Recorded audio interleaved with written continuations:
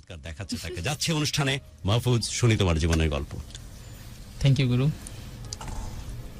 আমার শুরুটা হচ্ছে করোনার মিডল পয়েন্টে, যখন লকডাউন চলতেছে দেশে 2020 সালে।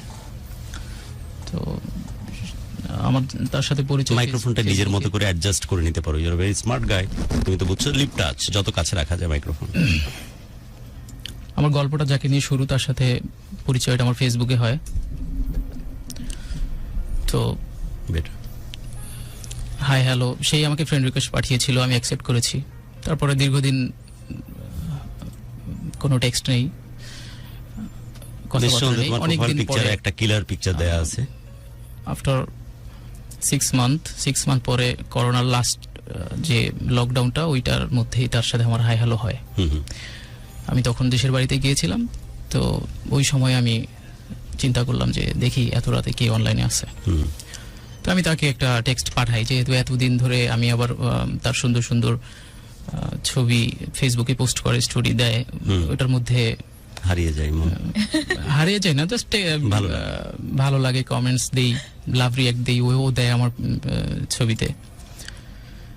তো ওই সময় আমি আসলে যখন যাই, তখন লকডাউনটা ছাড়ে, ওই ফার্স্ট মা বাবার কাছে যাই। তখন চিন্তা করলাম এত রাতে আসি, আমার তো আবার রাত জাগার অভ্যাস ছিল আগে থেকেই। সেই সময় একটা টেক্সট দিয়ে, হাই কি অবস্থা, এত সুন্দর ছবি, ভালো। তো সেও রিপ্লাই দিল। তো পরে আমি সুন্দর কথা, ভালোই, মানে এরকম রিপ্লাই দিল, একটা নরমাল রিপ্লাই। ওকে, তারপর রিপ্লাই দিছে, হ্যাঁ আপনিও তো অনেক দেখতে সুন্দর। তারপরে গুরু এইভাবে কথা হচ্ছে। দেন একদিন সে জিজ্ঞেস করে আমাকে যে আপনি প্রেম করেন না? তো আমি বললাম না, প্রেম করি না। বলে কেন? বললাম যে প্রেম আসলে কাউকে বিলিভ হয় না, বিলিভ করার মতো মানুষ পাচ্ছি না দেখে প্রেমের মধ্যে আমি নেই। বলে কেন নেই, কখনো কি হয়নি? তো বললাম যে হ্যাঁ হয়েছিল, এরপরে থেকে আমি আর কোনো রিলেশনশিপে জড়াইনি। বলতেছে কেন রিলেশনশিপে জড়াবেন না কেন, রিলেশনশিপ করলে তো মন ভালো থাকে। তাই নাকি? হ্যাঁ। তো আই লাভ ইউ। আমি বললাম যে আসলে সেরকম কাউকে পাইনি, তো দ্যাটস ওয়াই আমার রিলেশনশিপে জড়ানো হয়নি, বা আমার যে আবেগ, অনুভূতি, ফিলিংস, এগুলো যে কেউ একজন বুঝবে, সেটা আসলে ওই পর্যায়ে এখন পর্যন্ত যায়নি, বা ওইরকম কাউকে খুঁজে পাইনি। দ্যাটস ওয়াই রিলেশনশিপ কন্টিনিউ করিনি কারোর সাথেই। হ্যাঁ, কথা বলেছিলাম, কিন্তু মনে হচ্ছে না যে তাদের সাথে আমি কথা বলবো বা ওই স্কিলে দেখবো, অ্যাজ এ ফ্রেন্ড হিসেবে কথা বলবো। তো এরপরে আমার তার সাথে কথা হচ্ছে, এভাবে টেক্সটে কথা হচ্ছে, 3-4 দিন টেক্সটেই কথা হলো, হাই হ্যালো জাস্ট। আর আমি গ্রামে গেলে একটু ব্যস্তই থাকি, ফ্রেন্ড সার্কেল, ঢাকার সার্কেলের সাথে তখন আর কমিউনিকেট খুব একটা কম করার চেষ্টা করি, গ্রামেই সবার সাথে সময় দিই। তো সে একদিন বলে যে আমি একটু আপনার বাসাটা দেখবো, গ্রামের বাসাটা কেমন। ফেসবুকে যেহেতু আছে, সে আমার ফ্রেন্ড লিস্টে, সো ঢাকায় কি আছে না আছে ফেসবুকে এখন মানুষ রেগুলারলি আপডেট দেয়, সো কিছু হলেও বুঝতে পারে যে আসলে সে কোন লেভেলের মানুষের সাথে চলাফেরা করে বা কিছু। সো দ্যাটস ওয়াই সে আমাকে বললো যে আমি একটু আপনার গ্রামের বাড়িটা দেখতে চাই, কত সুন্দর। হয়তো তোমার সম্বন্ধে একটু ধারণা নেওয়ার চেষ্টা করতেছে মোস্ট প্রবাবলি, মেবি। তো আমি বললাম যে আমি তো এই মুহূর্তে তখন আমি আমার চাচার বাসায় ছিলাম। নওয়াজ শরীফ মালদা থেকে টেক্সট করছো লাভ গুরু ফ্যান ক্লাবের পক্ষ থেকে, থ্যাংক ইউ। ওকে জি, তখন আমি আমার চাচার বাসায় ছিলাম, এই জন্য আমি আর ফোন দিইনি। বললাম যে আমার চাচার বাসায় আছি, বাসায় যখন যাব তখন আমি তোমাকে ভিডিও কল দিব, প্রবলেম নেই। তো আমি যখন বাসায় গেলাম তখন আমি তাকে ভিডিও কল দিয়েছি। তো সে আবার একটু মেকআপ ছাড়া মেবি আসতে সংকোচ বোধ করছিল, মেকআপ ছাড়া আসবে না। তো আমি ভিডিও কল দিয়েছি। মিডিয়া পার্সোনাল নাকি যে মেকআপ ছাড়া আসতে চায় না? সে মিডিয়া প্রেডিকশন ঠিক আছে, বাটি চালান মিডিয়া পার্সোনালিটি, রাইট? মিডিয়াতে কাজ করে এমন কেউ। ওকে জি গুরু। তো সে আসবে না, আমি বললাম প্রবলেম নাই, তো আমরা তো ফ্রেন্ডই, কথা হচ্ছে 4-5 দিন ধরে, সো আন্ডারস্ট্যান্ডিং ভালো, কথা হচ্ছে, আসো, সমস্যা নেই। তো অনেক রিকোয়েস্ট করার পরে আসলো, আমি আমার ফেস আসছি, আমার বাসা দেখাইছি। তো সে তার বাড়িটা দেখাচ্ছে, তার বাড়ির উঠোনে একটা কাঁঠাল গাছ আছে, সেটা কাঁঠাল গাছটা দেখাচ্ছে, আর তার বাসার গেটটা দেখাচ্ছে। তো আমি বললাম আমি কি শুধু কাঁঠাল গাছ দেখবো, আমি মানুষটাকে দেখবো না? যে আমাকে এত সুন্দর অ্যাপ্রিসিয়েট করতেছে, ভালোবাসায় কেন কাঁঠাল যাচ্ছে না। গাছের পাতা দেখে হয়তো মানুষটা মেকআপ নিচ্ছে ওই ফাঁকে নাকি? না না, মেকআপ নিচ্ছে না, সে ওদের বাসার সামনে উঠোন আছে, উঠোনের ওখানে দাঁড়িয়ে তার বাসাটা আচ্ছা, বাসাটা দেখাচ্ছে। Okay. আমার কাছে রিকোয়েস্ট করছে যেহেতু আমার বাসা দেখার, তো আমি অবভিয়াসলি ওটাই চাবো। সে তার বাসার সামনে দাঁড়িয়ে আমাকে ফোনটা রিসিভ করছে। তো এরপরে তার বাসা দেখালো, আমার বাসা আমি দেখাইছি। দেখানোর পরে তার সাথে আমার কন্টিনিউয়াসলি কথা হচ্ছে, বলতেছে আপনার বাসাটা সুন্দর। তো আমি বললাম থ্যাংক ইউ। এরপরে গুরু এভাবে কথা হচ্ছে, একটার পর একটা টপিকস নিয়ে আলোচনা হচ্ছে, হতে হতে কোনো লাভ টপিকে যাচ্ছে না, জিনিসটা ভালো লাগার মধ্যেই। তো একদিন হঠাৎ করে জিজ্ঞেস করে, আপনার একটা মেয়ের সাথে কথা বলতেছেন, আপনার সাথে তো কথা বললে আমার কেমন জানি, জিজ্ঞেস করে হঠাৎ করে আপনার রাশিটা কি। ওকে, জিজ্ঞেস করে আপনার রাশি কি। আমি বললাম আমার জন্ম যেহেতু ডিসেম্বর মাসে, তো ওই হিসেবে গেস করো। তো বললাম যে মকর রাশি। তো বলে আমারও তো মকর রাশি। আরে তারপর বলতেছে আপনার সাথে মনে হয় আমার কথা বলতে গেলে রাশিতে টানে। রশিতে না রাশিতে? রাশিতে টানে, রাশিতে। রাশিফল যেটা সেটাতে টানে। মানে কথা বলতে গেলেই তার সাথে কখন ঘন্টার পর ঘন্টা পার হয়ে যায় সেটা সে বলে যে কখন ঘন্টার পর ঘন্টা পার হয়ে যায় আমি এটা বুঝতেই পারি না, কেমন জানি একটা টান ফিল করতেছি। তা আপনার কি কোনো ফিল হয় কিনা? আমি বললাম, এই আস্তে আস্তে তোমরা যাচ্ছ, শিফট করতেছো জি, গিয়ার। জি। ওকে, তো আমি আসলে ফিল টিল কিছু তার বুঝতেছি আগ না। পর্যন্ত কতদিন কথা বলছো বিভিন্ন বিষয় নিয়ে? দেশ, জাতি, অমক সমক? 29 দিনের মতো। 29 দিন কথা বলছো, বাট দুইজনই পাগল হয়ে আছে কখন আসল আলাপে আসা যায়। জি। মানে না, আমি আসলে তুমি না চাইলেও সে হয়তো ভিতর ভিতর আমি আসলে মেয়েটাকে জাজ করতে চাচ্ছিলাম যে ও আসলে কি চায় এক্স্যাক্টলি। অপেক্ষা করতেছো, অপেক্ষা করতেছি। বাট তুমি অপেক্ষাও তো করতেছো কখন এই রাস্তায় আসবে সে। ওই অপেক্ষাটা চাচ্ছি না, যে আমি যেহেতু দেখতেছি সেই মিডিয়া পার্সন, সো আগে থেকে একটু ব্রেনের ভিতরে একটু মিডিয়ার দিকে মানে ইশারা একটু বলতে পারেন কুৎসিত টাইপেরই একটা ইয়ে ছিল। কুৎসিত? জি। So, নেহায়াতি ভালো লোক আমরা। কুৎসিত টাইপ মিডিয়ার কারণে। sorry Okay, for that, তারপর? গুরু, এটা না, আপনার জন্য। you shouldn't be sorry for it, but মিডিয়ার কারণে কুৎসিত। মিডিয়া মানে এফএম রেডিও টেডিও সবই No, তো no, মিডিয়ার no, মধ্যে পড়ে। বিশেষ করে এই যে FM রেডিও বাদ দিয়ে বলছো? টেলিভিশন মিডিয়া, আচ্ছা, তারপর মানে ছোট পর্দায় যেসব on screen যারা media। কাজ করে এদেরকে একটু ওই চোখে সবাই দেখে, নট অনলি আমি। এটা বাট কথা যেহেতু উঠলো, আমি খুব পরিষ্কার ভাবে এই কথাটার স্ট্যান্ড নিতে চাই। যখন এক্স্যাক্টলি এই মুহূর্তে আমরা কথা বলতেছি, ঠিক সেই সময় যারা আমরা উচ্চবিত্ত, নিম্নবিত্ত, মধ্যবিত্ত যে জায়গাতেই ঢুকি না কেন, যে প্রফেশনেই যায় না কেন, কি পরিমাণে বেহায়াপনামো চলতেছে সেটা বলার অপেক্ষা রাখে না। বাট আমি তোমাকে কাউন্টার দিচ্ছি না, আমি গুরু, আপনাকে ছোট করতেছি না, না, না, আমি আমার ছোট হইনি। ফ্যামিলির মধ্যেও একটা টেলিভিশন আমি চ্যানেলের ছোট মালিক। হইনি বাবজান, আমি ছোট family হয়নি। মধ্যে। শুধু এই কথার যেহেতু উঠে গেছে, সে কথা প্রেক্ষিতে আমার স্ট্যান্ডটা নেওয়াটাও তো জরুরি, সেজন্য শুধু কথাগুলো বলা। আমি ব্যক্তিগতভাবে বিশ্বাস করি যে এমন কোনো প্রফেশন নাই যে প্রফেশনে এই বেহায়াপনামো চলতেছে না। বাট এখন প্রায় 18 থেকে 19 কোটি লোকের হাতে মিনিমাম 12 থেকে 14 কোটি মোবাইল ফোন, সবার হাতে ক্যামেরা। এরাই বরং কোনো রকমের নীতিবিরুদ্ধ বা কোনো নৈতিকতা বিবর্জিত কোনো কাজ করতে গেলে হাজারবার তাদেরকে ভাবতে হয়, যেহেতু তারা মিডিয়া পার্সোনাল। যে কোনো সময় সেটা ক্যাপচার করে কেউ হয়তো ভিউয়ারশিপের মাধ্যমে টাকা কামানোর জন্য তাদেরকে ব্যবহার করবে। Exactly. রাদার ঠিক ওই সময়টাতেই সাধারণ মানুষ হিসেবে যাদেরকে আমরা জানি, চিনি, বুঝি, তাদের মধ্যে কে যে কত রকমের নোংরামি করতেছে আর নিজে দুধে ধোয়া তুলসী পাতা সাজতেছে, জি। সেজে বাড়িতে এসে তার সন্তান এবং তার ফ্যামিলির সাথে মিক্স আপ অনেক করতেছে, সেই খবরটা কিন্তু আমরা কেউই রাখি না। সো একজন কর্পোরেট হিসেবেও যদি চিন্তা করো, একজন নর্মাল চাকরিজীবী হিসাবে যদি চিন্তা করো, অথবা আমি একজন গার্মেন্টস শ্রমিক সেই হিসেবে যদি চিন্তা করো, একটু ঢুকে দেখো যে কে কত রকমের বেহাপন আমার মধ্যে দিয়ে যাচ্ছে। বাট এদের একটা ঘটনা ঘটলে এটার যেহেতু পেট্রোনাইজ হয় অনেক বেশি, আরেকটা হচ্ছে ডিসরাপশন মার্কেটিং, নেগেটিভিটি দিয়ে মার্কেটিং এ বিখ্যাত হওয়ার টেন্ডেন্সি কিছু বিবেক বর্জিত বেকুব কিছু ছেলে মেয়েদের মধ্যে তৈরি হয়েছে মিডিয়াতে। তারা এটা শোকেসিং করতে চায় তাদের ফলোয়ারশিপ এবং ভিউয়ারশিপ বাড়ানোর জন্য, ইন আদার সেন্স টাকা কামানোর জন্য। এই কারণে জিনিসটা অনেক বেশি করে লাইমলাইটে আসে। But this is very unfortunate. এই নীতি বিবর্জিত কাজ প্রত্যেকটা প্রফেশনে খুব জঘন্যভাবে হচ্ছে, কিন্তু পেট্রোনাইজ হয় এই জিনিসটা অনেক বেশি করে। এটা আমার একটা অবজারভেশন। ওকে, তুমি বলছিলে যে আজ তোমাকে থ্যাঙ্কস জানাচ্ছি যা তোমার ভেতরে কাজ করে, তাই তুমি বলতে এসেছো তাই এবং বলছো তাই, কারণ এটা সত্য কথা বলারই জায়গা। তুমি সেজন্য বলেছো এদের একটু কুৎসি টাইপের হয়, এই মাইন্ডসেট থেকেই আমি কথা বলার চেষ্টা করছি, এজন্য তোমাকে থ্যাংক ইউ। যা ভিতরে কাজ করে তাই তুমি বলেছো, আমি আসলেই তোমাকে ধন্যবাদ জানাচ্ছি। তারপরে বলো, এবং মেয়েটাকে অবজার্ভ করতেছো যে আসলে মেয়েটা কেমন, জি মিডিয়া তো এরকমই হয়, এই মেয়েটা না জানি কেমন। হ্যাঁ ওকে, তারপর অবজার্ভ করতেছি, এভাবে যাচ্ছে, কথা বলতেছি। তো একদিন রাতে কথা হচ্ছে, তো ও 10 মিনিটের জন্য আমাকে বলতো যে আমি 10 মিনিট কথা বলবো, একটু ফোনটা রিসিভ করেন।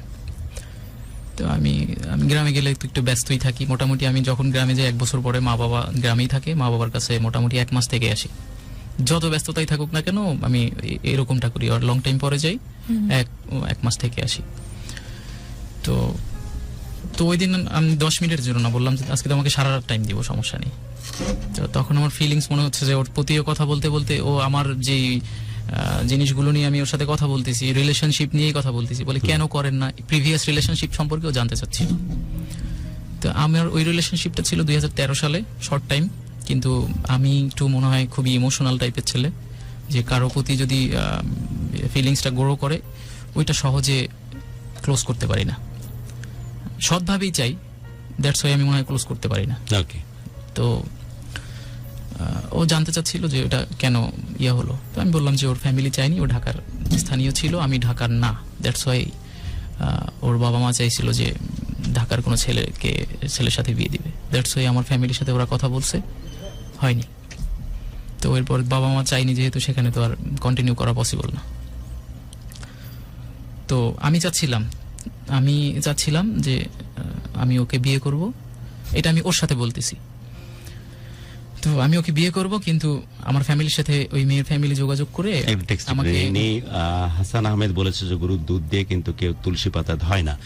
আর আমি বলেছি যে প্রবচনটা বলার চেষ্টা করেছি সেটি বাঁশ বাগানকে ইঙ্গিত করে, যারা বুঝার তারা বুঝে না, বুঝলে বুঝপাতা, না বুঝলে তেজপাতা।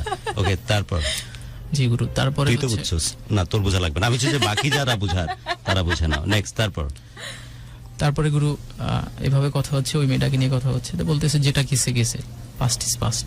আমি তো ধরেই নিয়েছি পাস্ট ইজ পাস্ট। এরপরে আমি আর কারোর সাথে কথা বলি নাই, বা ইউনিভার্সিটি লাইফে কারোর সাথে কোনো অনেক ফ্রেন্ডশিপ হয়, আমি ইনভলভ হইনি। তো হওয়ার অনেক চান্স ছিল, আমি হইনি, কারণ আমি ওই রিলেশনশিপ আমি কোনো সিনেমা দেখি না। বললাম যে আমি ইমোশনাল একটু বেশি, ওখান থেকে ক্লোজ করে আসতে আমার সময় লাগে। দ্যাটস আমি কোনো মানে ওই রিলেশনশিপটা যাওয়ার পরে আমি কোনো ইমোশনাল মুভিও দেখতে পারিনি, ইভেন তো নাটক, কোনো কিছু আমি দেখি না, একদম স্ক্রিনের বাইরে। মানে ওগুলো দেখলে ট্রমাটাইজড হয়ে যাবে এরকম কিছু, মানে আগের ওই প্রেমিকার কথা এত বেশি মনে পড়ে, এত বেশি খারাপ লাগে, কষ্টদায়ক, যে অনেক খারাপ লাগে।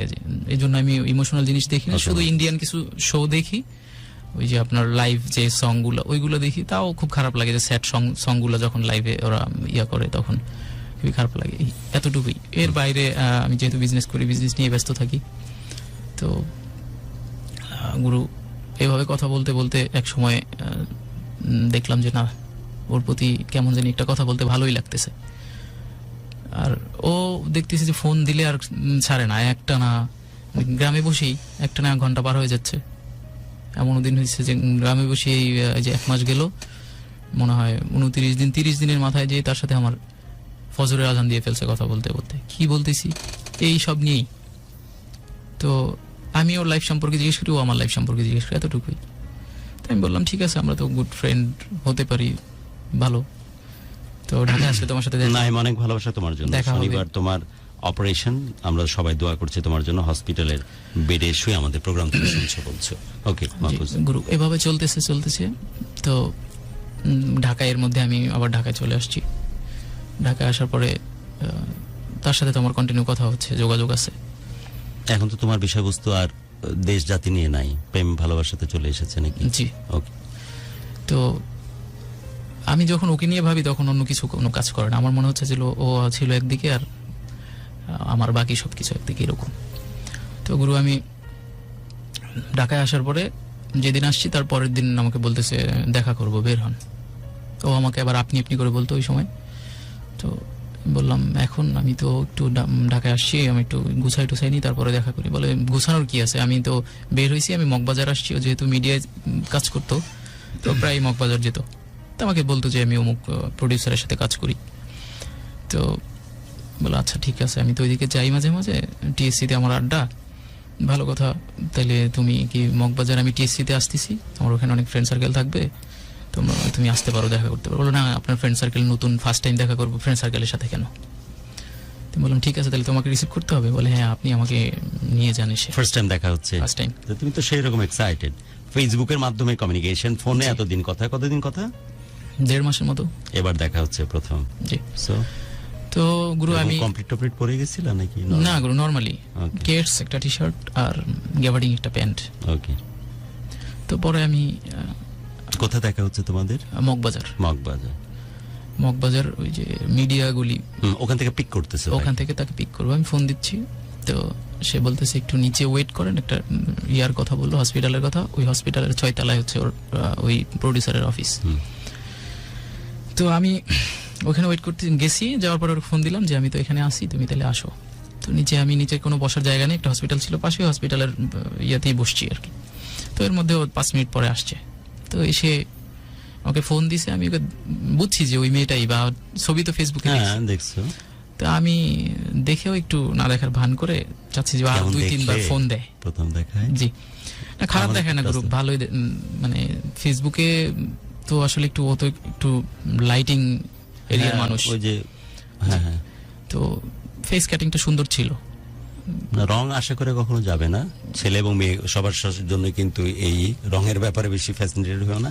মোবাইলে ক্যারিজমাতে বা ফিল্টারিং এর কারণে তো অনেক কিছু ঘটে যায়। তুমি বেশি ডিসঅ্যাপয়েন্ট হওনি তো, যেমন ফেসবুকে দেখেছো কাছাকাছি ওইরকমই। ডিসঅ্যাপয়েন্টেড না হওয়ার পিছনে কারণ হচ্ছে গুরু ওই যে মনের যে একটা দুর্বলতা তৈরি হয়ে গেছে, তৈরি হয়ে গেছে। সেটার কারণ হচ্ছে আমি প্রিভিয়াস জিনিসটা যে আমার সাথে এই জিনিসগুলো ঘটতো, ওই টোনে মনে হচ্ছে আমার সাথে কথা বলতেছে। ওকে, এবার দ্যাটস ওয়াই একটু খুব আর্লি ইফেক্ট করছে আমার ভিতরে।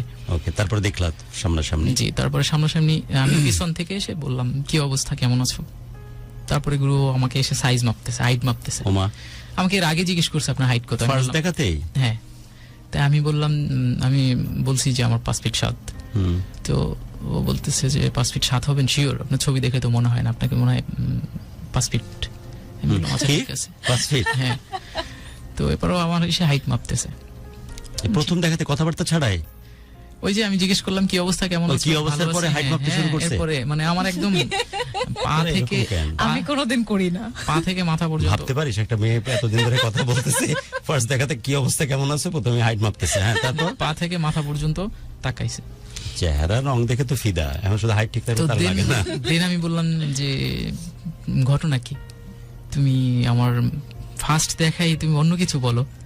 ওজন করে বিক্রি করবা নাকি গো?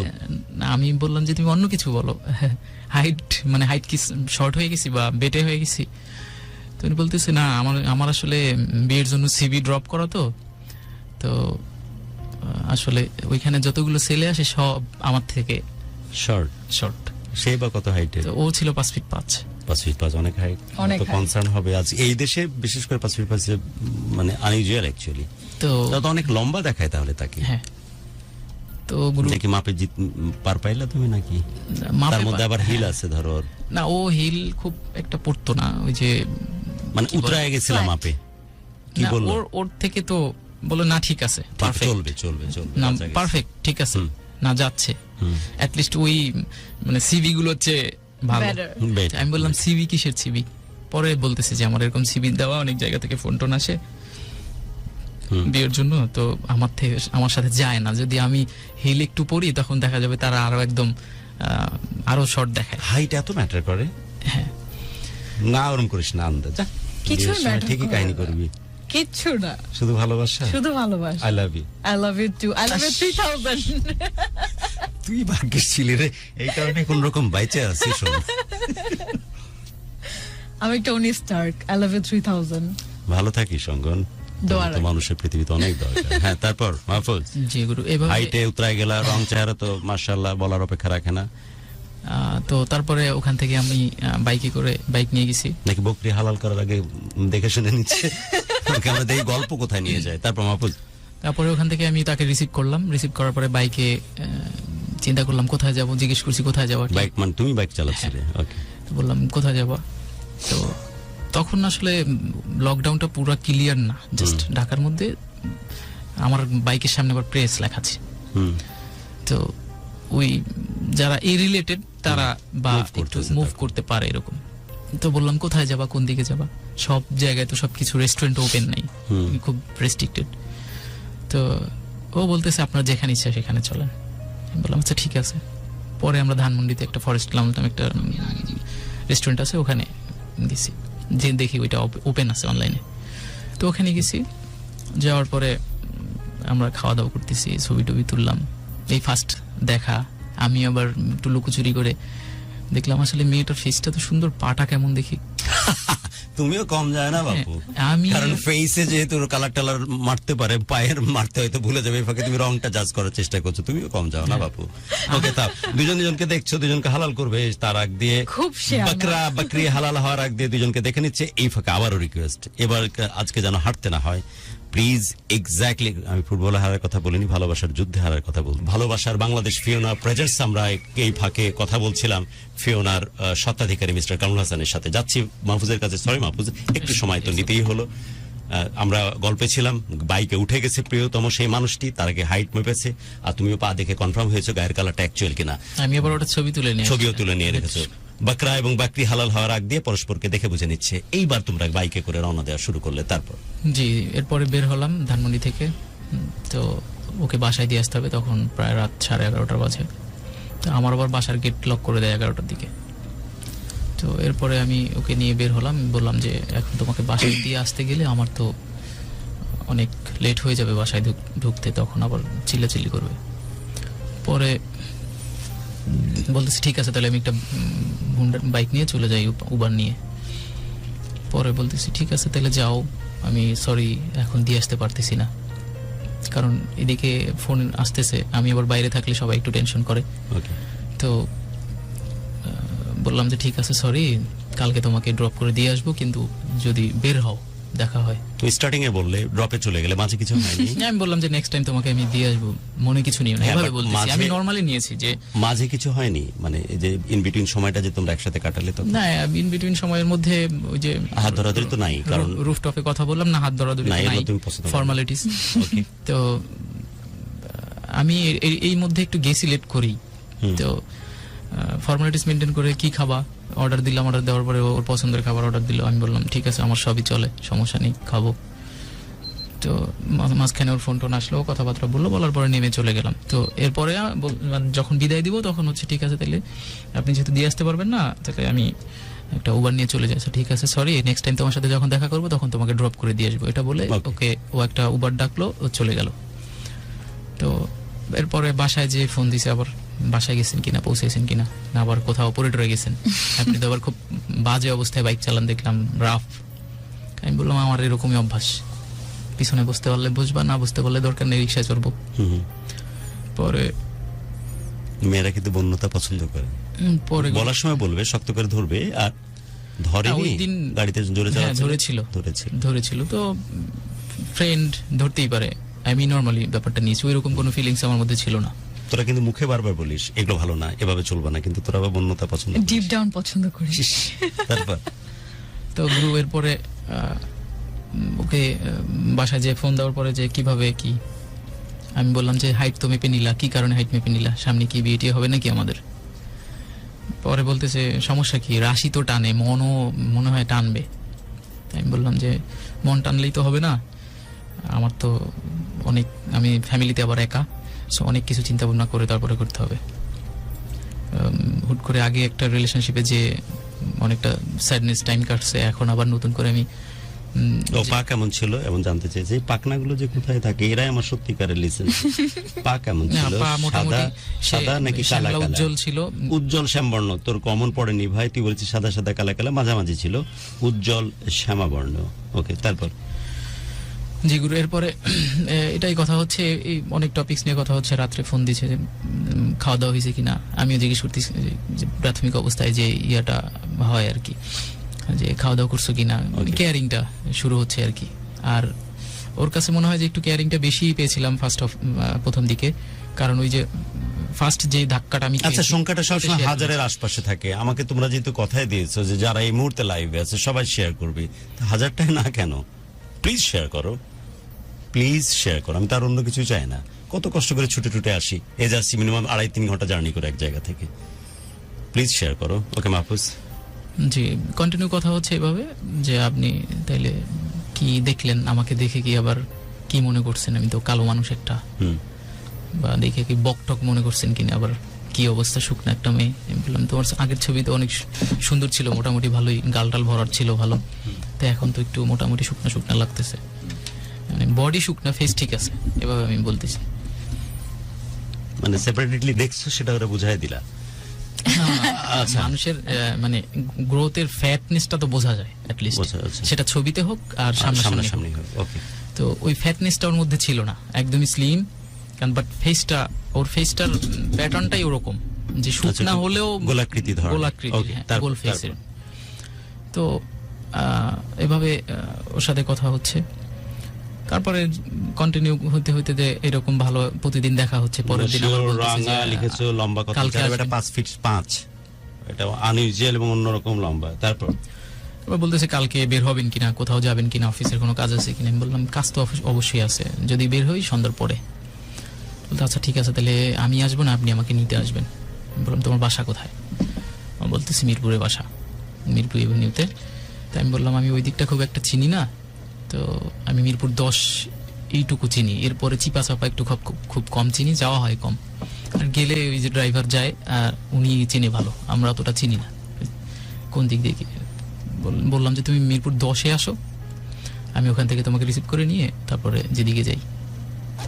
আমি আবার ওকে একটু করে জিজ্ঞেস করতাম তুমি কোন দিকে যাবা। হুম আর ওই গ্রামে বসেই আমাকে একটু টাচ দিয়েছিল যে ওনার গুলশান বনানী এদিকে একটু বেশি আসা যাওয়া থাকে। তাই আমি বললাম তাহলে গুলশানের দিকেই চলো, গুলশানে যাই। আমি আবার নিকেতনে থাকতাম, নিকেতনে পড়াশোনার লাইফে আমি কোনো হলে টলে থাকিনি, এখানেই 5 বছর কাটাই গেছি। সো গুলশান বনানী আমার মোটামুটি সব চেনা। ওকে। তো বললাম ঠিক আছে চলো গুলশানেই যাই। তো ও এদিকে বললো যে না আমার সাথে এদিকে আসবে না। তো বললাম যে কেন, গুলশান তো ভালো পরিবেশ, তোমারও ওইদিকেই টান, সব কিছু হইলে শুনি গুলশান, কিছু হইলে শুনি বনানী, চলো ওইদিকেই যাই। তা আবার ওনার আবার খুব টান হচ্ছে উনি রুফটপ ছাড়া বসবে না। তাই আমি বললাম ঠিক আছে চলো রুফটপেই বসি, কারণ আমাদের একটা ব্যাড হ্যাবিট ছিল, ওর বেশি ছিল, ওর থেকে আমার আসলে, আমি তো এর আগে মাঝে মাঝে আর কি, আর ও একটু বেশি কন্টিনিউ করতো। তো আমার যেটা দেখে একটু শক লাগছে, বাট আমি চাইতাম যে আমি যেহেতু 2-1টা ফ্রেন্ড সার্কেলের মধ্যে বসে মানে ব্যাড হ্যাবিটটা, তো আমি চাইতাম যে ওর ওইটা ব্যাক করুক, আমি ওরে আরো করতাম যে আমি খাচ্ছি না তুমিও খাইতে পারবা না, এরকম মানে ইয়ে করতাম। কি খাওয়ার কথা বলে আমি Smoking কিন্তু অনেক কিছু ভেবে ফেলেছি। ধূম্র শলাকা। তাও ভালো, আমি তো স্কচে চলে না গেছি। ওগুলো আসবে, হ্যাঁ ওগুলো কবে? আসবে। তো অনেকগুলো রূপটপ এগুলোর জন্য ডেডিকেটেড, আমি ভাবছি তাই ওগুলো আসবে। হ্যাঁ তাহলে ব্যাক টু ব্যাক যাও ভাই, সময় আমাদের কম, ব্রাজিল আমাদেরকে আবার ডাকতেছে। জি গুরু, তো আমি 20 মিনিটসের মধ্যে একদম মূল ক্লাইম্যাক্সের সহ শেষ করতে চাচ্ছি, প্লিজ। আচ্ছা তো গুরু আমি আমি ইন্টারাপ্ট করবো না, but 20 minutes only years time, এর মধ্যে in between you can manage. Okay okay. তো গুরু ওর সাথে গেলেই আমার ওইটা হতো, তো আমি একটু বেশিই করতাম, যে তুমি করতেছো আমি একটু বেশি করবো, তুমি একটা করলে আমি 2টা করবো, এরকম। তোমরা দুজনে স্মোক করলো, ওর স্মোকের কারণে তোমার স্মোকিংটা বাড়লো। এক্স্যাক্টলি। ওকে। তো আমারও এর আগে মাঝে মাঝে ছিল, বললাম ফ্রেন্ড সার্কেলের আড্ডায় তো সবসময় যেতাম না, মাঝে মাঝে যেতাম, যখনই যেতাম ওই রাত করে যেতাম, 8টার দিকে 9টার দিকে যাইতাম, 2-1টা খেয়ে আবার চলে আসতাম, বা একটা ঘুরতো, এরকম হতো। কিন্তু ওর তালে পড়ে এখন পুরো দমে চলছে তোমার ওর smoke। সাথে যখনই দেখা হচ্ছে তখনই আমি কন্টিনিউ 3-4টা হয়ে যায়, কারণ Smoke ওর সাথে করতেছে। অলরেডি প্যাকেট থাকে। আচ্ছা। তো আমি কখনো প্যাকেট নেই না, ওই 1 হুম তো বাসায় এগুলো কিছুই জানে না, হুম জানি না হয়তো বা আমার এগুলো শুনবে ফ্যামিলি। তো আমি গুরু এভাবে কন্টিনিউ করি, আজকে বিদায়, কালকে বিদায়, এরকম করতে করতে ভালো লাগার মুহূর্ত তৈরি হয়ে যায় ওর সাথে।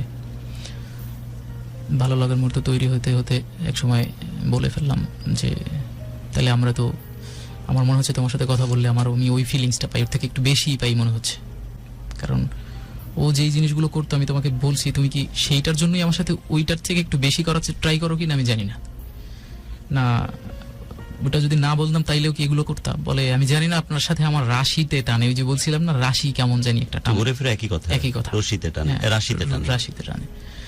ভালো কথা, ভালো লাগা যেহেতু তৈরি হয়ে গেছে তাহলে তো কন্টিনিউ করাই যায়, দেখি। তারপর আমার ভিতরে একটা, ওকেই বলতেছি আমার ভিতরে ভয় কাজ করতেছে যে আবার যদি পা দিই, আবার যদি পড়ে যাই, তখন তো ঝামেলা হয়ে যাবে। আর আমি আমার যত যাই করি না কেন আমি আমার ফ্যামিলির বাইরে নিয়ে কিছু করব না, কারণ আমি আমার ফ্যামিলিতে একা। দ্যাটস ওয়াই সে বলতেছে আমিও চাচ্ছি না যে ফ্যামিলির বাইরে কিছু হোক। ওকে ওকে ফাইন, তাহলে আমরা আরো কিছুদিন কথা বলি। কথা বলার পরে যদি মনে হয় যে না তোমার সাথে আমার কন্টিনিউ করা সম্ভব, বা আমি ওই লেভেলের লাভ তোমাকে করতে পারি, যে মনে হয় যে না সারা জীবন একসাথে থাকতে পারবো, তাহলে কন্টিনিউ করব বা ফ্যামিলিতে জানাবো। তো এর মধ্যে কথা হচ্ছে, মানে ফোন ধরলে এমন রেকর্ড আছে যে 18 ঘন্টা কথা হচ্ছে। কে 18 একটানা? ঘন্টা একটা 18 ঘন্টা? Yes boss, You guys are sick. 18 ঘন্টা? একদম আর বাকি যেগুলো জরুরি না করলে না, না খেলে এগুলো সব ফোনের মধ্যে হচ্ছে। একটা তিতা ভাব ঢুকে যাবে তো মুখের মধ্যে বাথরুমে এসব করলে। কিন্তু এতক্ষণ কি কথা বলতেন? এই যে এইটা সেইটা কি করতেছে তার মানে বাথরুমে করলে হবে না, কিন্তু বাস বাগানে যেতে হবে। তিতা ভাব আসবে না কেমনে সম্ভব? এটা খাচ্ছিস মানলাম, ওগুলো প্রাকৃতিক কাজ। সাউন্ড তো বোঝা যায়, ইকো হয় বাথরুমে কথা বললে, সেটা টের পাস। না ওইটা আবার মিউট করে রাখতো। ওটা তোরটা তো তুই করতি না। না আমি তো একদম আওয়াজটা মানে পুরো মিউট করে instrument- রাখতাম। হ্যাঁ, তুই মিউট করতি? Sound mute করে আচ্ছা, রাখতাম। আমি হচ্ছে ইনস্ট্রুমেন্ট সহ ডেলিভারি দিচ্ছি। Anyway, তারপর সাউন্ড মিউট করে রাখতাম, তো দুজনেই সাউন্ড মিউট থাকতো। তো এভাবে কথা হচ্ছে হচ্ছে হঠাৎ করে একদিন অনেক প্রেম। মোটামুটি অলরেডি মনে হচ্ছে যে আমার কাছে ফল ইন লাভ। তো ও আবার এরকম আমি ওকে একদিন বলেই ফেললাম যে আমি মনে হয় তোমার প্রতি দুর্বল হয়ে যাচ্ছি। এখনো মনে হচ্ছে 18 ঘন্টা কথা বলবো? হ্যাঁ, আমি তোমার প্রতি দুর্বল হয়ে গেছি। কারণ মনে হওয়ার তো শেষ নেই বস, মনে হওয়ার আসলে শেষ নেই। কারণ ভালো লাগা তৈরি হতেই পারে, সেটা ভালোবাসায় রূপ নিছে কিনা। ভালো লাগা তো দেখলে একটু পরে কেটে যেতে পারে, স্বাভাবিক। কিন্তু ভালো লাগাটা এক জিনিস, ভালোবাসাটা মন থেকে অন্য জিনিস। ভালো লাগাটা থাকে না, কিন্তু ভালোবাসাটা থেকে যায়, সারা জীবন থেকে যায় বস। এটা কাটা মনে হয় যে খুবই ডিফিকাল্ট, কারণ অ্যাজ এ হিউম্যান বিং প্রতিটা মানুষেরই হার্ট আছে। সো সেই জায়গা থেকে যদি কেউ বলে যে না আমি আমার মনের ভিতরে এমন কোনো জিনিস নাই যেটা আসলে আমাকে মানে ফুটো করতে পারবে না আমার হার্ট, যদি সেটা কেউ বলে থাকে, তাহলে বলবো যে তোমার যে মা আছে উনি যদি মারা যায় তাহলে কি তোমার চোখ দিয়ে পানি পড়বে না? অবশ্যই পড়বে। ওইটাই হচ্ছে হার্ট। তো গুরু ওইটা বলতেছি ওরে বলতেছি যে আমি মনে হয় তোমার প্রতি দুর্বল হয়ে যাচ্ছি, তাহলে কি করা যায়? তুমি কি আসলে তোমার সম্পর্কে আমি আরো ডিটেলস জানতে চাই, কারণ এতদিন তো শুধু আমারটা জানলা, তাহলে এখন আমি তোমারটা জানতে চাইছি, তোমাকে নিয়ে আরো মানে আমার বিয়ের দিকে পর্যন্ত যাওয়া যাবে কিনা। তো কিছুটা হাইট করার পরে এট আ টাইম আমাকে বলে ফেলে যে আমার বিয়ে হয়েছিল।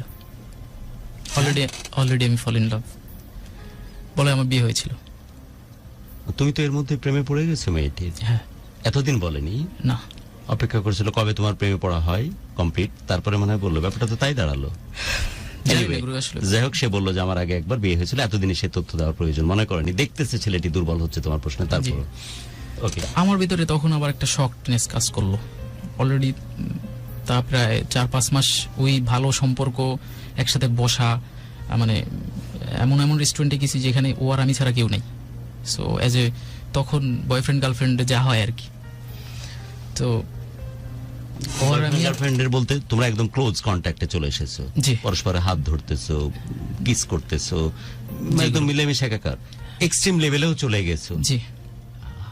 ভয় পাওনি যে সেটা ক্লোজ সার্কিট ক্যামেরাতে চলে আসতে পারে? আমরা সবসময় রুফটপে বসতাম। রুফটপে ক্লোজ সার্কিট ক্যামেরা খুব কম থাকে। বাট তখন তো তোমরা ডেসপারেট, ওগুলো ভাববার সময় নাই। না, বৈবাহিক সম্পর্কের পর যেভাবে একজন আরেকজনের সাথে মিলেমিশে এক শরীর হয়ে যায়, এরকম পরিস্থিতি হয়ে গেছে জি। তখন, এবং ফ্রিকোয়েন্টলি চলতেছে। জি। উইথ এমন হচ্ছে যে ও আমাকে ওই যে ফ্রেঞ্চ ফ্রাই খাইয়ে দিচ্ছে ওর ঠোঁট দিয়ে, এরকম। এটা তো কম, এটা তো নর্মাল বললা, বাট এক্সট্রিম লেভেল বলতে সবই হয়ে গেছে তোমাদের, এবং ওখানে হচ্ছে উইথ ড্রিঙ্কস এন্ড অল চলতেছে সব।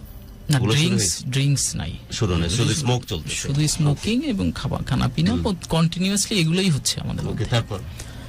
তারপরে আবার আমি ওকে বাসায় এরকম দিয়ে আসি, নিয়ে আসি, কথা হচ্ছে, এইগুলো নিয়েই কথা হয় প্রতিনিয়ত, যে কথা কি বলবো এরকম, না আসলে ফিউচার কি প্ল্যান নিয়ে আগাচ্ছি আমরা। কারণ যে কোনো জিনিস নিয়ে মানে দুইজনে যদি কথা বলি, তো এটা একটা ইয়ে থাকা উচিত, যে লক্ষ্য থাকা উচিত, যে আমরা লক্ষ্যটা কোন দিকে যাচ্ছে। তো আমি বললাম যে লক্ষ্য তো মনে হয় সেট হয়ে গেছে, কারণ আমি তোমাকে নিয়ে ভাবা শুরু করছি, তুমি এর মধ্যে তো অলরেডি ইয়ে করে ফেলছো। তো আমি এই কথাটা শুনে আমি অলরেডি চিন্তা করলাম যে না, এটা তো আমার সাথে যায় না, তাহলে কিভাবে কথা বলবো। তো আমি মানে কথা বলতেছি, মনে হচ্ছে ভিতর দিয়ে স্বর বের হচ্ছে না। ওর সাথে ভিডিও কলে কথা হচ্ছে, সব সময় ভিডিও কলে কথা হয়, মনে হচ্ছে আমার মানে কি যে বলতেছে, ওর বিয়ে হয়েছিল মানে এটা শুনেই আমি একদম শকড। তো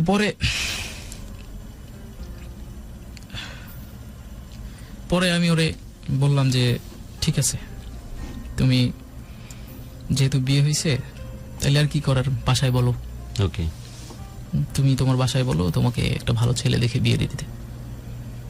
তো আমি এই কথা বলে আমি ওই দিন ফোন রেখে দিছি।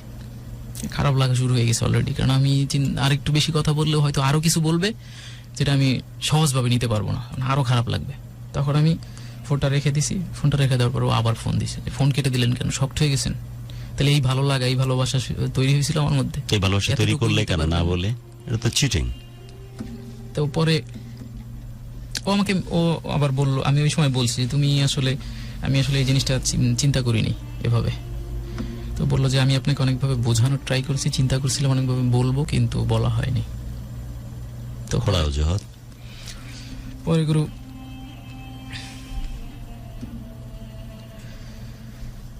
আমি ফোনটা রেখে দিই, সে আমাকে ফোন দেয়, ফোন কেটে দিয়েছেন কেন, কথা বলবো, আমার কথা বলতে ভালো লাগতেছে, কথা বলবো। আচ্ছা ঠিক আছে, আপনাকে এই সব বিষয় নিয়ে আর কিছু বলবো না। আমি বললাম ওকে ঠিক আছে। আমি তারপরে ফোনটা বলেছি আজকে আমার কথা বলতে ভালো লাগতেছে না, কালকে কথা বলবো। তো কালকে ফোন দিছি, ও আর বলতেছে যে ওই ফোন দিয়েছিল, ঘুম দিয়ে আমাকে ওই উঠাইছে ফোন দিয়ে, বলতেছে একটু বের হবেন। বললাম কোথায় যাবো, আমি ব্যস্ত আছি, আজকে বের হইতে আমার সন্ধ্যা হবে। তো বলে সন্ধ্যা হলে একটু আর্লি কাজ শেষ করে একটু বের হওয়ার ট্রাই করেন, আমাকে এসে নিবেন। আমি বললাম নিতে পারবো না, তুমি চাইলে আসতে পারো। তো আমি এই কথা বলছি, ও দেখি আমার বাসার এদিকে আসছে। এর মধ্যে আমি ওকে, ওর জন্য ও মাঝে মাঝে বলতো যে আমার এখন ক্ষুধা লাগছে, আমি ওর বাসায় নিয়ে খাবার দিয়ে আসতাম। আমার বলতেছে যে আমি এখন পিজা খাবো, আমি মোহাম্মদপুর থেকে পিজা কিনে ওকে ওর বাসায় দিয়ে আসতাম লকডাউনের সময়।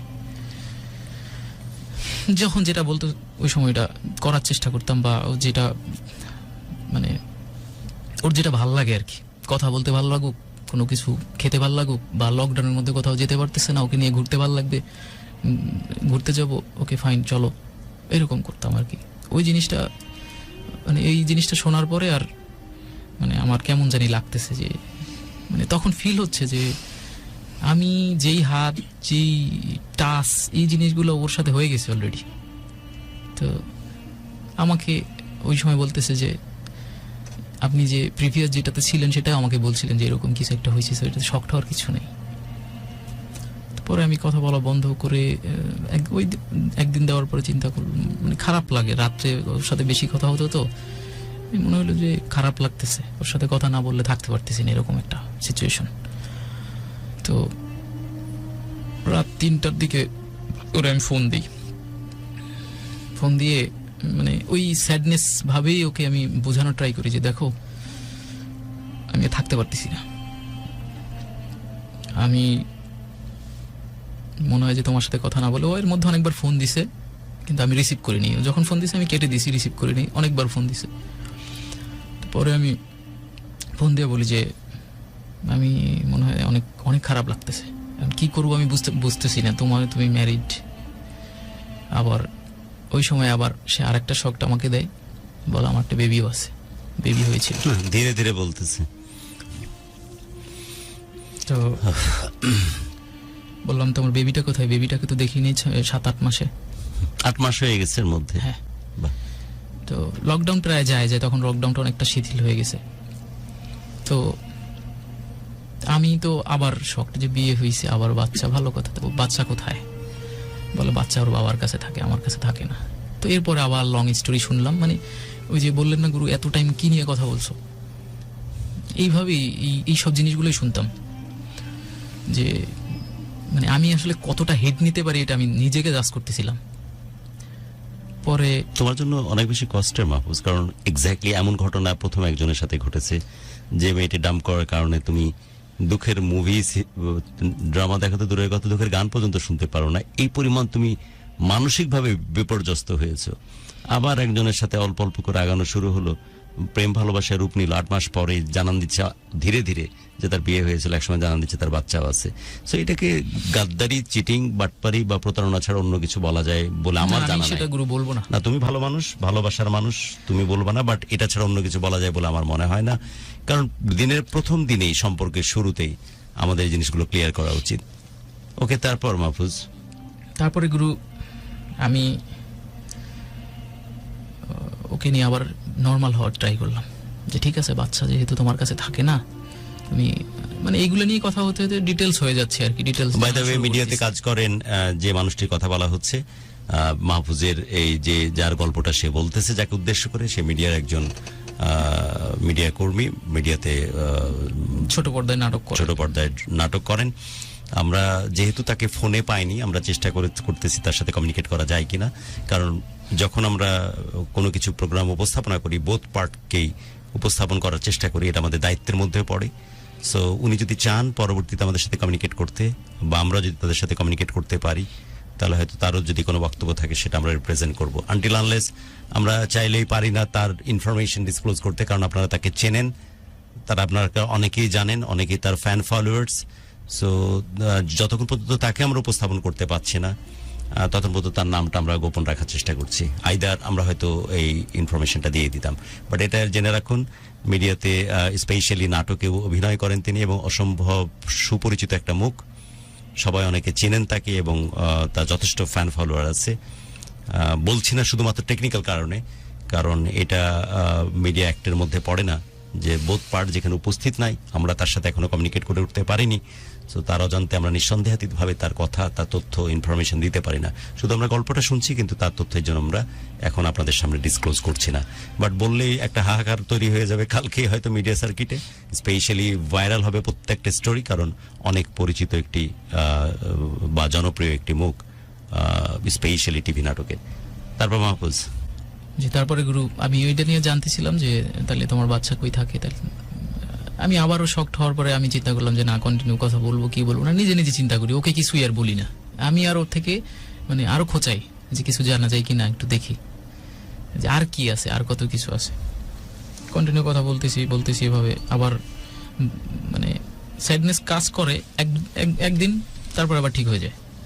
একদিন পরে যে না, ও যা কিছু হয়েছে এখন তো কিছু নাই, এখন তো আর আমি ছাড়া কিছু নেই, ওকে, এখন কন্টিনিউ করা যাবে, বা আমাকে ছাড়া ও কিছুই বোঝে না, মানে অল টাইম আমাকেই টাইম দেয়, আমি ছাড়া কেউ কিচ্ছু নেই, এরকম না, আসলে কিছু নেই। সে তার একটা সেরিনা একটা মিটিং এ আসবে, আমাকে জিজ্ঞেস করতেছে এটা কোন জায়গায়।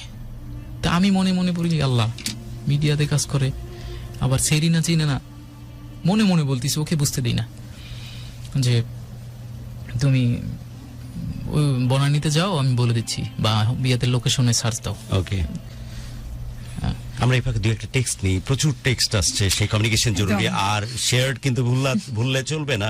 ফিওনা প্রেজেন্স ভালোবাসার বাংলাদেশ আমরা আছি। 2-3টা টেক্সটে আবার চলে যাচ্ছে মাহফুজের কাছে। ওকে, জুয়েল আহমেদ আছে, গুরুকে সালাম জানিয়েছেন। রাজীব ওয়ালাইকুম হোসেন আসসালাম আছে। জুয়েল। আফরিদ আছে, সঠিক ভালোবাসার মূল্য কি সব সময় কম হয়ে থাকে? কমই হয়ে থাকে, আসলেই তাই। না হলে এই ছেলেগুলো কেন মূল্যায়িত হয় না? দেখতে কেমন, আমি তো বলি বারবার, অনেক বাড়ায় বাড়ায় সুন্দর, বলে অনেক সবাই, সুন্দর। মেয়ের দৃষ্টিতে কেমন, তোর মতো একটা আমি smart যদি মানুষ। ওনাকে এক্সপ্লেন করি, উনি হচ্ছে একদম সাদা, যেটা পিঙ্ক সাদা, গোলাপি সাদা, যেটা ওরকম একজন সাদা মানুষ, যার সাথে হচ্ছে নেভি ব্লু কালারের স্যুট পরেছেন, এবং অসম্ভব মার্জিত ওনার অ্যাটায়ার, অসম্ভব মার্জিত ওনার পার্সোনালিটি এবং ওনার কথা। আপনার আর কি লাগবে? ফিওনা যেমন 2-in-1 কম্বিনেশন, উনি হচ্ছে 3-in-1 কম্বিনেশন। আসলেই তাই, তুই দারুণ ভাবে বলেছিস। পিঙ্কেশ ইয়েলো টাইপের কালার, এটা সাধারণত সবাই যে ধরনের কালার, সুন্দরের কালার বলে পছন্দ করি আমরা, যদিও ডার্ক চকলেট এখন চলতেছে আমাদের সামনে যে colour। এবং সেই সাথে ওর যে শুট, এবং সেই সাথে ভালো বলেছিস যে ওর পার্সোনালিটির মধ্যে ওই মার্জিত ভাবটা আছে, এবং কথাবার্তা, তার বাক্য প্রক্ষেপণ, সবকিছুর মধ্যে এটা খুব প্রচ্ছন্ন ভাবে। এবং এদেরকে এক কথা হচ্ছে হাজবেন্ড ম্যাটেরিয়াল বলে। এক্স্যাক্টলি, আমি কথাতে ঢুকতে যাচ্ছিলাম, বা কি চমৎকার থাকলে আমাকে পুরো কথা বলার প্রয়োজন পড়ে না। আসলে হাজবেন্ড ম্যাটেরিয়াল, কিন্তু তারপরে এইসব ছেলেগুলোকে কেন কষ্ট পেতে হয়, কেন ডাম্প হতে হয়, কেন আবার এমন ভাবে কষ্ট, এবং সবচেয়ে বড় গুণ খুব যত্ন করে ভালোবাসতে জানে। একদম না জানলে একটা মেয়ে ওকে ছেড়ে চলে যাওয়ার পর ফার্স্ট যে ঘটনাটা, সেজন্য সে, যেটা আমি খুব মাথায় এটা হিট করেছে, এর আগে একবার বললাম যে সে তারপর দুঃখের গল্প নাটক দেখে না, মুভি দেখে না, যে সে ট্রমাটাইজড হয়ে পড়ে। So এটা তো পাগলের মতো ভালোবাসার লক্ষণ, রাইট? এবং সেকেন্ড ক্ষেত্রে একই ঘটনা ঘটতে যাচ্ছে দ্বিতীয় যে মেয়েটির সাথে মিডিয়া সার্কিটের টিভি নাটক অভিনয় করে যে মেয়েটি কথা বলছে, সেক্ষেত্রে মনে হয় একই ঘটনার দিকে যাচ্ছে ব্যাপারটা। মাহফুজ? জি গুরু, তারপরে সে এগুলো বলার পরে আমি নর্মালি এত টাইম মেনে নেই, যেহেতু আমার তার প্রতি দুর্বলতা তৈরি হয়ে গেছে অলরেডি। তো তার একদিন সে টিকটক করতে যায়, তার বাসা 10 তলায়, টিকটক করতে যায়, তার ফোন পড়ে যায় নিচে, আইফোন ছিল ভেঙে গেছে, ওইটা ঠিক করতে হবে, বনানী আসতে হবে। তা আমি তাকে বললাম যে ঠিক আছে তুমি বনানী যাও, আমি আসতেছি।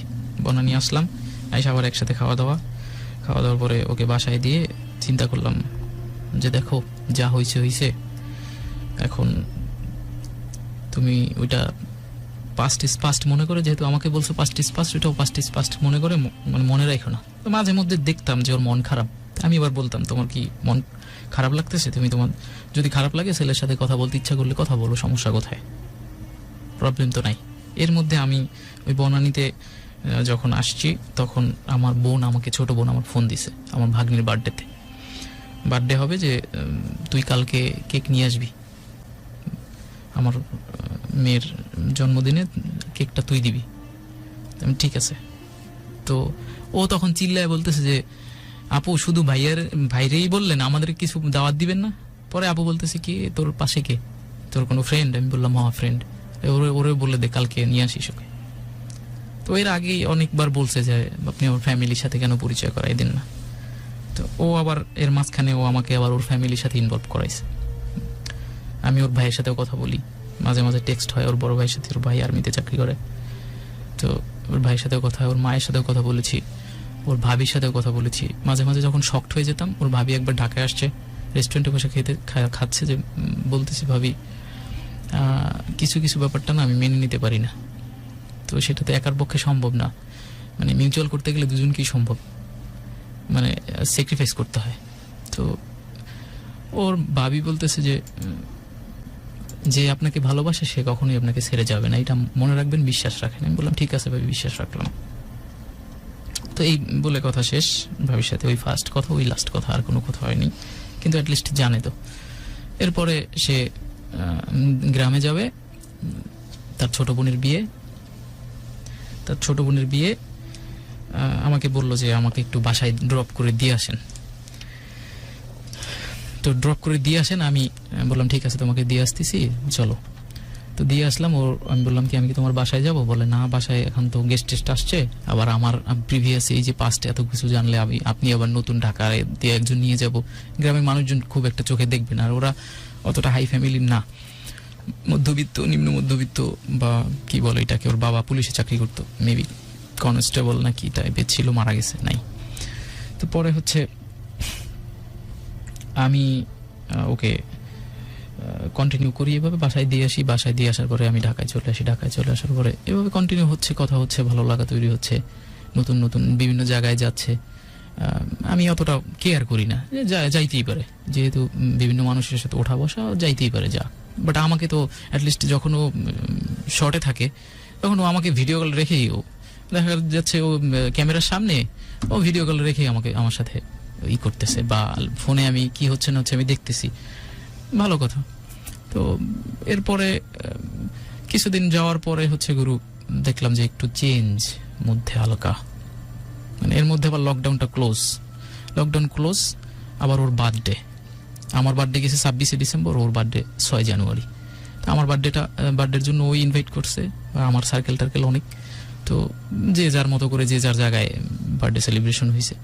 তো ওর বার্থডেটা সেলিব্রেশন আমি বললাম যে আমি তো স্পেশালি তোমারটা শুধু করব, আমি একাই থাকবো, আর কেউ থাকবে না, রেস্টুরেন্টে একটা যে কোনো জায়গায় করবো, আমার মতো করে সাজাবো। তো ও বললো যে না আমার ফ্রেন্ড থাকবে। আমি ঠিক আছে তোমার ফ্রেন্ড থাকবে, সমস্যা নেই। তো আমি গেলাম, বাসা দিয়ে বের হলাম, বললাম যে কোথায় আসবো? বলে যে না একটা রুফটপে বসি। ছোট বোন ওর থেকে অনেক বেশি কিউট, অবশ্যই ওর ছোট বোন আমার সাথে কথা বলতো, মানে একটা মনে হচ্ছে যে আমি ওর জাস্ট দুলাভাই, ওটা বলবো না, কারণ মানে সম্পর্ক এমনই সম্পর্ক যে আমি ওর মায়ের সাথে কথা বলতেছি, ওর ভাইয়ের সাথে কথা ওটা বলতেছি, পরিবারের সাথে মিশে গেছে তো? মিশে গেছে। Okay, okay, okay. ওকেও আমি ওই যে আমার ভাগ্নির বার্থডেতে ওকেও নিয়ে এসে আমার ফ্যামিলির মধ্যে, গুরু এখানে ছবি আছে আমার টোটাল ফ্যামিলির সাথে, দেখাবো। ওর ছবি একটা দেখাও তো। আহ, আমি তো তাকে এমনি জানি চিনি, তারপর তোমার সাথে থাকা একটা ছবি দেখাও, গুরু যতটুকু ক্লোজ ছবি দেখানো যায় সেন্সর করে আর কি। যেন আমি এর আগে অফিয়ার আমার প্রডিউসার দেখেছে, আমি দেখিনি, আমার নিজের ক্লিয়ারেন্সের জন্য যে তথ্যগুলো তুমি বলছো ডেফিনেটলি সেগুলো সত্য কথা বলে আমি বিশ্বাস করতে পছন্দ করি, তারপর একটা এভিডেন্স হিসাবে আমি একটু দেখতে যাচ্ছি। দেখাচ্ছি গুরু। আর আমরা অনুষ্ঠানে কিন্তু আস্তে আস্তে শেষের দিকে চলে যাচ্ছি। জি গুরু। নিঃসন্দেহে আমার লিসেনারদেরকে আমি কনফ্লিক্ট করাবো না, ওরা ভালোবেসে ওয়ার্ল্ড কাপের এই মহাসমারোহ মহাযজ্ঞের মধ্যে আমাদেরকে সময় দিচ্ছে, এই জন্য হাজার খানেক লোক সবসময় লাইভে থাকেই। সো এটা সত্যি আমাদের জন্য দারুণ একটি প্রাপ্তি, বাট তোমাদেরকে ডিপ্রাইভ করবো না। আর্জেন্টিনা যেভাবে কষ্ট পেয়েছে, ব্রাজিল সেভাবে কষ্ট পেতে যাচ্ছে এমনটা আমি চাই না, বাট হয়ে গেলে কষ্ট খুব বেশি পাবো না।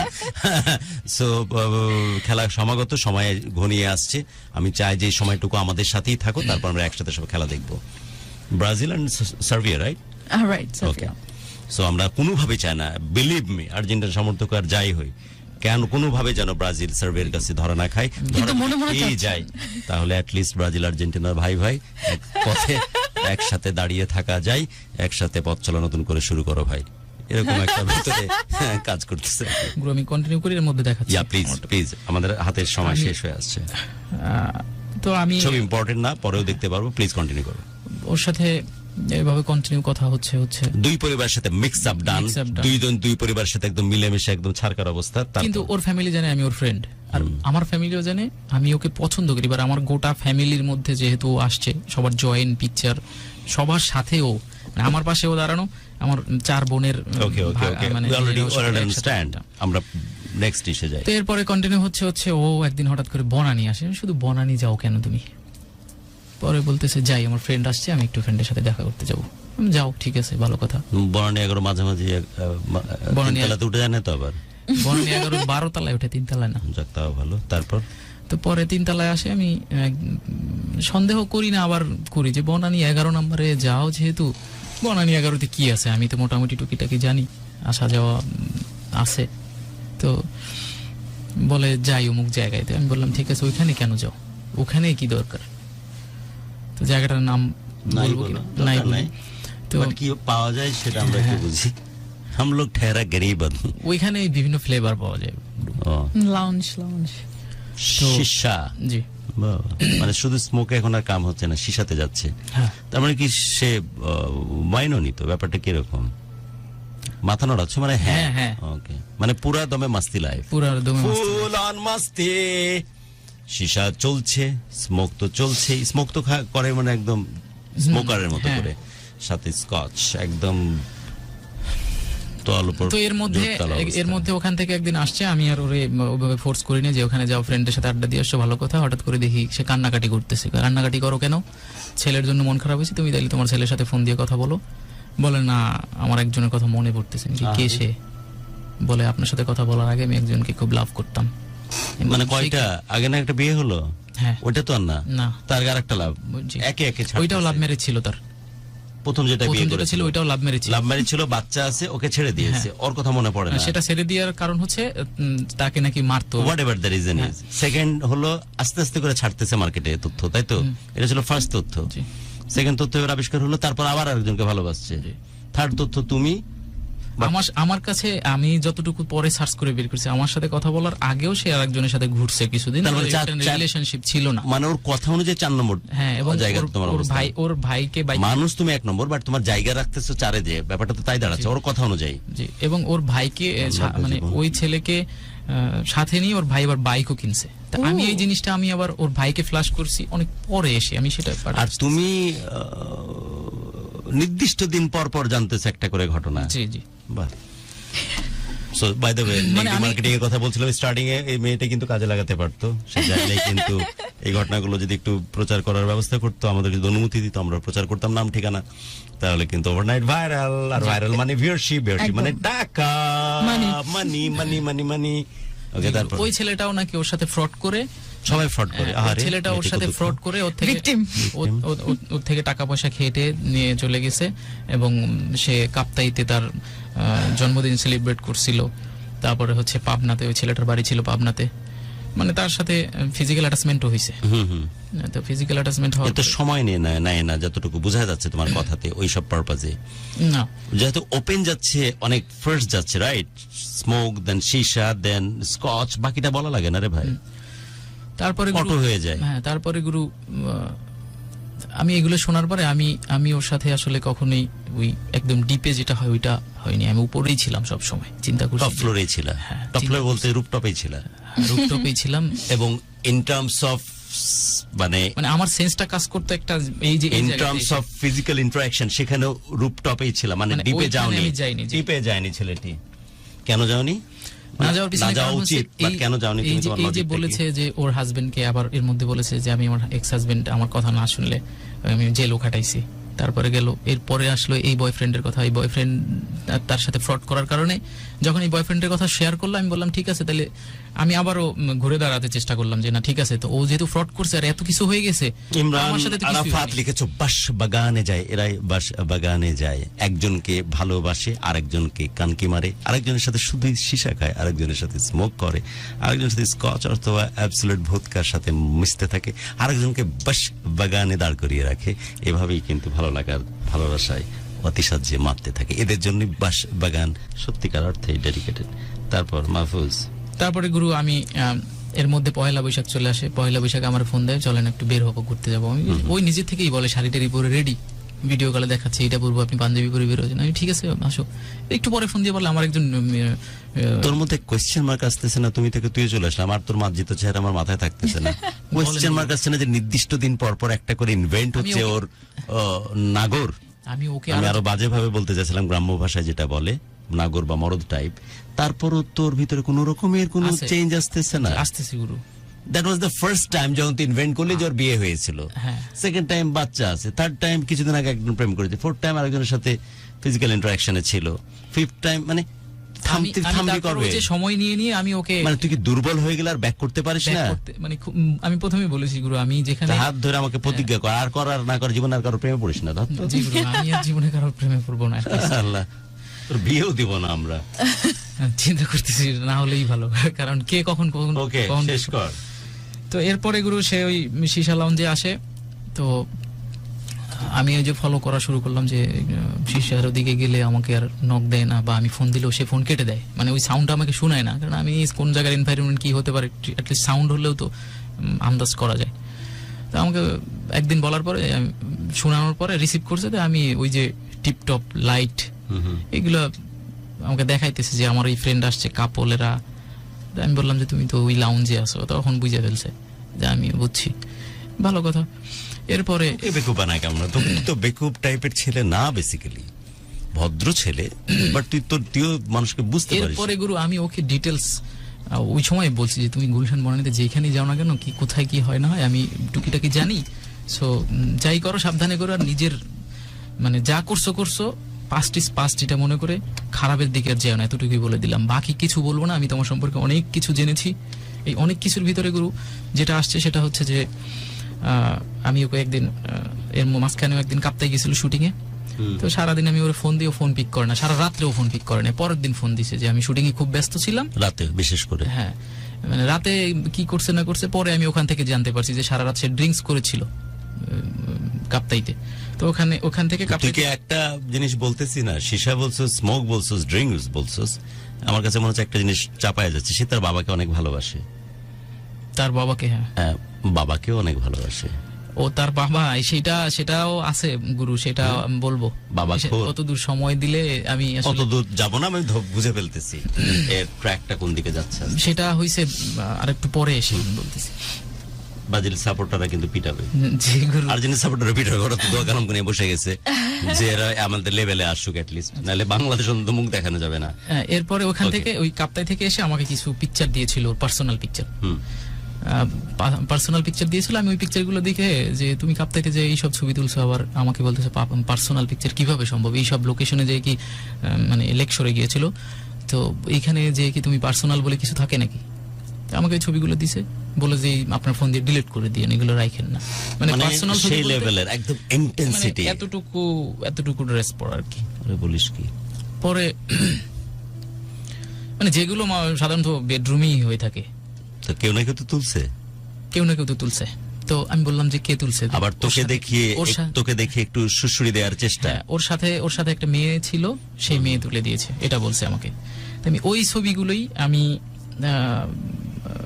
মোবাইলে রেখে দিছি। পরের দিন আমাকে আবার বলতেছে আমি একটু, আমার ফ্রেন্ড আসছে উত্তরা থেকে আসছে, আমরা একটু বনানীতে আজকে আড্ডা দিব। তখন লকডাউন তো কিছু নাই, তো সব ওপেন। পরে আমি আসলাম ওই দিন, যে তুমি কোথায় যে আড্ডা দাও আমি একটু দেখি, হাতে গোনা তো অল্প কয়েকটাই আশেপাশে। তো চিন্তা করলাম এটাই একটু রিজনেবলের ভিতরে, তো এইখানেই যাই, এখানে স্যার আরো কোনই যাবে, সার্কেল আর কত বড় মাপের হবে। গেলাম, যে আমি ওইখানে এরিয়ার ভিতরে একটা মানে কিছু লোকজন থাকে, ওইখানে বাজে মানুষের আনাগোনা খুব বেশি। তো অ্যাটলিস্ট চোখ দেখলে তো বোঝা যায় যে কে কোন রকমের হতে পারে। তো আমি নিচেই দাঁড়ানো ছিলাম, সিঁড়ির সামনে দাঁড়ানো। তো এর মধ্যে দেখি, এগুলো তো তুই তো ভালো করে জানিস, it's a big hub kept এবং কল গার্লদের কানেক্টিভিটি, এটা তো জানিস। ওকে। তো পরে গুরু আমি ওই জিনিসটা জাজ করার জন্যই আমি ওখানে দাঁড়াইছি এবং গেছি ওটার জন্য। তো পরে গেলাম যে আমি ওর একটা ছবি বের করে, ওখানে একটা ছেলে তো একটা মেয়েকে হ্যান্ড ওভার করে দিয়েছে। তো আমি বললাম আমার এই মেয়েটাকে চাই। আমি বাই দ্য ওয়ে, যারা এখনো রিলেট করতে পারোনি, স্ট্রেট বলতেছি, হ্যাঁ কিছু অভিজাত এরিয়া আছে ঢাকা শহরে, আমরা কিছুটা অবৈধভাবে এই কাজগুলো চলে, স্পেশালি কেফট এবং কলগার্ডের কথা বলছে এই কারণে, বা স্কটের কথা বলছে এই কারণে। আমরা দৌলতদিয়ার কথা বলি, আগে বিখ্যাত ইংলিশ রোডের কথা বলতাম, যাদেরকে আমরা প্রস বা পতিতা বলে চিহ্নিত করতে পারি। এরা কখনোই নিজের কারো মন নিয়ে খেলে না। আমি এরকম ডেলিভারি, এরকম কথা একটা মেয়েকে বলতে শুনেছি যে আমার হাত থেকে আজকে পানির গ্লাসটা পড়ে গেছে, মনে হয় রতন আজকে আসবে, মানে তারপরও তারা স্বপ্ন দেখে। সো আমি একজনকে পরীক্ষা করার জন্য একদিন বলেছিলাম যে তোমরা যে বাইরে যাচ্ছ, আমি একটা টিমের সাথে ছিলাম অ্যাকচুয়ালি, যতই আমি বৈধ করার চেষ্টা করি তারা ভেবে নিস না যে বেটাও কি কোন উদ্দেশ্যে দৌলতদিয়ার মধ্যে ঢুকছিল। এনিওয়ে একটা রিসার্চ টিমের মধ্যেই ছিলাম আমি, তোদের জন্য জ্ঞান আহরণ করছিলাম যে কোনো একদিন ভাই আমাকে ডেলিভারিগুলো দিতে হবে, তাই হয়তো। তো তখন আমি দেখেছিলাম যে ওই মেয়েটার নাম মোস্ট প্রবাবলি কেয়া আর কিছু, খালি পায়ে যাচ্ছে বাইরে। তা বললাম যে খালি পায়ে করো, স্যান্ডেলও নাই তোমার? তো বললো যে না, আমাদের স্যান্ডেল পরে বাইরে যাওয়া নিষেধ। তাই স্যান্ডেলটা লুকিয়ে নিয়েছি, আমি অনেক দূরে গিয়ে পড়বো, কারণ আমার আড়িচাতে খ্যাপ আছে। খ্যাপ বলতে কোনো একজন ওকে পছন্দ করেছে, সেখানে হয়তো সে তার শরীর বিনিময় করে তার বিনিময়ে টাকা নিবে। তখন আমি বললাম যে কে এত স্নিগ্ধ দেখতে তুমি, কখনোই তোমার বাড়িতে কি ঘরের মধ্যে কি আয়না নাই? আমি বলছি হ্যাঁ আছে, যে এরকম টিপ দিয়ে কখনো নিজেকে দেখোনি? তো ওই মেয়েটা ব্লাশ করলো যে তার শরীর বিভিন্ন মানুষ হয়তো কামড়ে খামচে খেয়েছে, কিন্তু তার আত্মাকে স্পর্শ করতে পারেনি বা নোংরা করতে পারেনি, যে কারণে তার নারীত্ব এখনো বেঁচে আছে। এখনো হয়তো সে স্বপ্ন দেখে কোনো এক যুবরাজ এসে তাকে উড়িয়ে নিয়ে যাবে, তাকে সংসার দিবে, স্বপ্ন দিবে, সন্তান দিবে, নারীত্বের পরিপূর্ণতা দান করবে এই পৃথিবীতে। তো এরাও হয়তো ভালো, যারা শুধুই মানুষের মন নিয়ে খেলে না, যারা শুধুই শরীরের প্রয়োজনে শরীরটা বিক্রি করে, সে এরাও হয়তো তাদের তুলনায় অনেক বেশি ভালো। আর এই যে যাদের কথা বলছি, কল গার্ল বা এসকোর্ট টাইপ যে সার্ভিসগুলো দেয় বিভিন্ন অভিজাত এরিয়াতে, এরা শুধুই কিন্তু নিজেদের যে কথাটা বলছিলাম যে নিজেদের অ্যাম্বিশাস রিকোয়ারমেন্টগুলোকে ফুলফিল করার জন্য এই কাজগুলো করে। সো এদের প্রশ্নে আমার স্পেশালি অসম্ভব রকমের ঘেন্না। এবং আমি বলছিলাম যে ওই রকম কিছু অভিজাত এলাকা আছে, অভিজাত জায়গাগুলোতে অবৈধভাবে তারা কানেক্টিভিটি তৈরি করে, যেখানে কিন্তু এই ধরনের স্কট বা এই ধরনের কলগার্ডগুলোকে ভাড়া দেওয়া হয় এবং সবাই একজন আরেকজনকে কানেক্ট করার চেষ্টা করে। তো তুমিও গিয়ে বলতেছো যে আমার এই মেয়েটাকে লাগবে, ওই অর্থে বলতেছো যে এই মেয়েটাকে আমি ভাড়া করতে চাই বলে তুমি তোমার সেই গার্লফ্রেন্ডের ছবিটা দেখাচ্ছ, রাইট? আমি ও যেহেতু এদিকে আসে, ওকে আসলে কি ওই দৃষ্টিতে দেখে কিনা সেটা একটু পরখ করার জন্য ওই ছবিটা দিয়ে দেখাচ্ছ। তখন কি বলছে? তা ও বললো যে হ্যাঁ আমি তো ওকে চিনি, ও তো আমার ফ্রেন্ড হয়। ওকে। আমি আর নাই, গুরু মনে হলো যে আমি মাটির নিচে ঢুকে গেলাম, মানে যা বোঝার বুঝে নিয়েছি, যা বোঝার বুঝে নিয়েছি। আমি ওই সময় বললাম যে ওর সাথে আরেকটু কমিউনিকেট ভালো করে তখন আমি আবার ইজি লাইট এক প্যাকেট আমি ওর একটা ধরাই দিলাম যে ভাই খাইবে কিনা, কারণ ওর সাথে আমার কমিউনিকেট ভালো না হলে তো আমাকে দিবে না। তো বলে কি আপনি এই মেয়েকে চিনেন কিভাবে? আমি বললাম চিনি, যেভাবেই হোক আমার পরিচিত একজন, ও আমাকে ছবিটা দিছে, ওর আসা যাওয়া এখানে, বাট নাম্বার দেয়নি, বলছে তুমি কালেক্ট করে নিও। মিথ্যা বলেছি।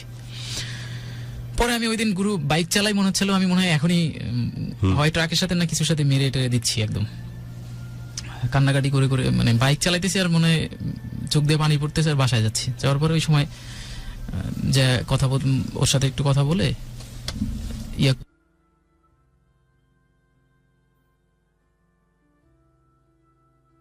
গুরু 3 মিনিট 5 মিনিট। তো গুরু আমি ওইখান থেকে আসার পরে ও যে আমাকে ছবিগুলো দিয়েছিল, ও এর মধ্যে আবার আমি একটা ওরে বলছিলাম তোমার তো পেজ নাই, পেজ খুলো না কেন? তো ও বলছে আমি পেজ খুলতে পারি না, আপনি খুলে দেন। আমি খুলে দিয়েছিলাম, আমি ছিলাম অ্যাডমিন, ও ছেলে অ্যাডমিন বানাই দিয়েছি। তো ওর যেই পার্সোনাল ছবিগুলো, ওই পার্সোনাল ছবিগুলোর থেকে দেখি যে আমি সকালবেলা যখন ঘুম থেকে উঠি আমার ফোনে একটা নোটিফিকেশন আসছে, যারা অ্যাডমিন থাকে তাদের ফোনে তো নোটিফিকেশন ওরা যায়। তো নোটিফিকেশন আসার পরে দেখি যে মানে ওর নামটা দিয়ে ইয়া করা। তো ওই পেজটার ভিতরে র্যান্ডমলি ওই সব মেয়েদের ছবি ইয়া করা, মানে পোস্ট করা, বিভিন্ন অ্যাঙ্গেলে হচ্ছে বোঝানো হচ্ছে মানুষকে। তো আমি ওই নাম্বারটাতে, ওর নাম্বার তো আগেই জানি, তো যখন নোটিফিকেশন আসলো ওই পেজ থেকে নাম্বার নিয়ে আমি আবার ফোন দিলাম। ফোন দেওয়ার পরে দেখলাম ওই ছেলেটার নাম্বারই। তা আমি তখন ওরে ফোন দিই, খুব ব্রাগ ভাবেই ফোন দিই যে তুমি আমাকে যে ছবিগুলো দিছো, এই ছবিগুলো অন্য কাউকে দিছো কিনা? বলে যে না তো, কই? পরে আমি খুব খারাপ ভাবেই বলছি যে তুমি ছবি কাউরে দাও নাই, তাহলে এই পেজে এই সব ছবি আসছো থেকে? বলে আমি জানি না, আমার একটা ফ্রেন্ড বলছিল পেজে পোস্ট করবে, ওর পেজে ও একটা প্রোগ্রাম কি বলে ওটাকে, কোঅর্ডিনেটর। হ্যাঁ, পরে গুরু আমি ওরে বলি যে তুমি কি গিভ অ্যান্ড টেক করো কিনা, আমাকে ডিরেক্টলি বলো। তো আমি আবার ওরে সবসময় নামাজ পড়াইতাম, মানে লাইভে থেকে নামাজ পড়াইতাম, কোরআন শরীফ পড়াইতাম। একদিন এরকম কোরআন শরীফ পড়তেছি, আমি বলছি তুমি গিভ অ্যান্ড টেক করো কিনা আমাকে বলো। বলে আমি কোরআন শরীফ, সে বলতেছি আমি গিভ অ্যান্ড টেক করি না। একদম গিভ অ্যান্ড টেক বলতে টাকার বিনিময়ে সেক্স করা। জি, ওকে। মানে আমার কাছে ভিডিও কলে এটা প্রুফ আছে, দেখাবো নি গুরু। তো পরে গিভ অ্যান্ড টেক করে না, আলহামদুলিল্লাহ। যেহেতু এইটা শুয়ে বলছে আর তো কিছু থাকে না, সেও মুসলিম আমিও মুসলিম, মানে এইটা তো ভয় পাই অ্যাটলিস্ট সবাই। তো আমার ভয়টা আবারও কেটে গেল যে না, ওই পথে নাই। আমি ওরা একদিন বলছি যে মিডিয়ার তো 99% মানুষই গিভ অ্যান্ড টেক করে, তুমি এটা করো কিনা আমাকে। এটা স্ট্রংলি অপোজ করতেছি, যেটা আমি আগে অপোজ করেছি। সব প্রফেশনে কম বেশি ভালো মন্দ আছে, বরং এরাই অনেক বেশি সতর্ক থাকে এই কারণে, এরা চাইলেই কিন্তু এখন মানুষের চোখ আড়াল দিয়ে কোনো রকমের কোনো কিছু করতে পারে না। সো আমি আলাদাভাবে কোনোভাবে এই সুযোগই নাই মিডিয়ার এই পার্সোনালিটি সিলেক্টিভ দু একজন মানুষের জন্য, যারা ভিউয়ারশিপ কমানোর জন্য নেগেটিভিটিকে সামনে নিয়ে এসে নেগেটিভিটি বা নিজের চামড়াকে পুঁজি করে এই বাজারে টিকে থাকার চেষ্টা করে। এর জন্য স্কিলফুল যারা পার্সোনালিটি আছে মিডিয়া সার্কিটের, গানে হোক, নাচে হোক, অভিনয় হোক, আর যে সার্কিটের হোক না কেন, এই স্কিলফুল মানুষগুলো তখন কোয়েশ্চেনের মধ্যে পড়ে যায়। সে নোংরাদেরকে আলাদাভাবে চিহ্নিত করার সুযোগ আছে, কিন্তু সবাইকে না। তারপরে গুরু এভাবে কথা হওয়ার পরে ওর সাথে ওই দিন ঝগড়াঝাটি অনেক কিছু হয়। সে তো বলে দিল যে আমি গিভ অ্যান্ড টেক করি না, অনেক ঝগড়াঝাটি, আমাকে গালাগালিও করছে।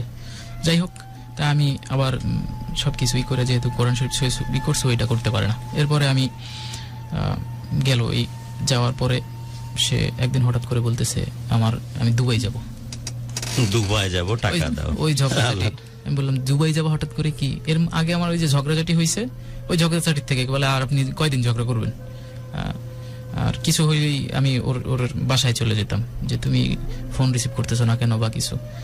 বাসায় একা থাকতো। আচ্ছা। পরে ও আমাকে বলছে, আমি ফান মনে করছি যে দুবাই যাবা হঠাৎ করে। দুবাই কি তোমার? দুবাই কে আছে? পরে বলতেছে আমার এক মামা আছে ওইখানে। আমি বললাম যে তুমি দুবাই যাই কি করবে? দুবাই আমাদের এই প্রোগ্রামের সাথে আছেন, আর এই বাঁশবাগান নেওয়া টানাটানি, বাঁশবাগান তো না, পুরো বাসার ঝাড়ের গন্ধ পাচ্ছি। ওকে, তারপর দুবাইতে কি হয় না হয় আমি ডিটেলস বলে দিয়েছি, কারণ দুবাইতে আমার এক কাজিন আছে খুব প্রভাবশালী, ওখানে হোটেল বিজনেস করে। আমি ডিটেলস জানি, ও যেই দুবাই উচ্চারণ করছে আমি ডিটেলস বলে দিয়েছি যে তুমি দুবাইতে কি কারণে যাবো আমাকে দেখাও, আমি দুবাই সম্পর্কে জানি। সো ও বললে যে না, আমি সুপার শপে জব হয়েছে, আমি সুপার শপে যাবো। তো ওই দিন সারা রাত কথা বিমানে। আমি বলছি যে তুমি তাহলে যে কথা বলতেছো দুবাইতে যাবা, আমি তাহলে কেমনে থাকবো? আমার তো অনেক খারাপ লাগতেছে, তোমার এত কিছু এত স্যাক্রিফাইস করার পরেও তুমি দুবাই যাওয়ার দরকার কি? আমি আমার ফ্যামিলিতে বলছি, আমার বাসায় নিয়ে আসছি। আমি 2 দিন পরে তোমার যেভাবে হোক সবকিছু ক্লোজ করার পরে তোমার এই যে হাতে আবার কাটা দাগ টাগ ছিল, এগুলো সব আমাকে নিয়ে যে এগুলো ওই যে কি বলে লেজার করাইছি, আমি নিজেই করাইছি সবকিছু। তো করানোর পরে একজনের জন্য কাটবে আর একজনকে লেজার করাবে। Nice injection idea. নেওয়ার সময় চলে আসছে, মেয়েদেরই যুগ রে। তারপর পরে গুরু সে দুবাইতে যেদিন যায় সারা রাত কথা হয়, আমিও কান্নাকাটি করি, ও কান্নাকাটি করে। তো সে যে দুবাইতে যাচ্ছে সেটা তো সে জেনেই যাচ্ছে, কি কারণে যাচ্ছে আমি না সেন জানি না। আমি বলছি যে সুপার শপে যোগ তুই তো করতে যাই। জানিস তো নিউরন এত বেকুব না, বাট তুই মনকে বুঝিয়ে দিস অন্যভাবে। হ্যাঁ, গুরু পরে আমি মানে ওকে ভালো আমি তো বোঝাতেই হবে। অলরেডি বলছি, আমি ওকে অলরেডি বলছি যে দুবাইতে তুমি কি কারণে যাও, আর দুবাইতে সারা ওয়ার্ল্ড তোর থেকে পৃথিবী মেয়েরা তো ছোট কেন না, আসে? তোর পৃথিবী অনেক বড়। তুই ঠিকই বুঝতেছিস যে কি হচ্ছে তোর সাথে, মেয়েটি কেমন, প্রথম থেকে তোর আন্দাজ করা সারা। জি। কিন্তু মনকে বিভিন্ন ভাবে পাইতারা করে বোঝানোর চেষ্টা করতেছিস। মন অল ইজ ওয়েল, বুঝতেছি অল ইজ না। Well, all is well, all is well, এইভাবে তোর মনকে শান্ত করতেছিস যে আমার লক্ষ্মী সোনা মনে আসলে ভালো। জি। কখনো ভাবছিস যে কোরআন শরীফ নাকি রাখাইছে তাই ভালো, কখনো বলতেছিস যে আগে করেছে কালকে থেকে করবে না, কখনো বলছিস এটা হয়ে গেছিল এই কারণে এখন আর হবে না, এভাবে মনকে বুঝাচ্ছিস। কিন্তু তুই একটা স্মার্ট ছেলে, তোর লাইফের এক্সপোজার অনেক বেশি, তুই খুব ভালো করে জানিস যে মেয়েটি কেমন, তারপর মনকে বুঝিয়ে চলতেছিস। জি।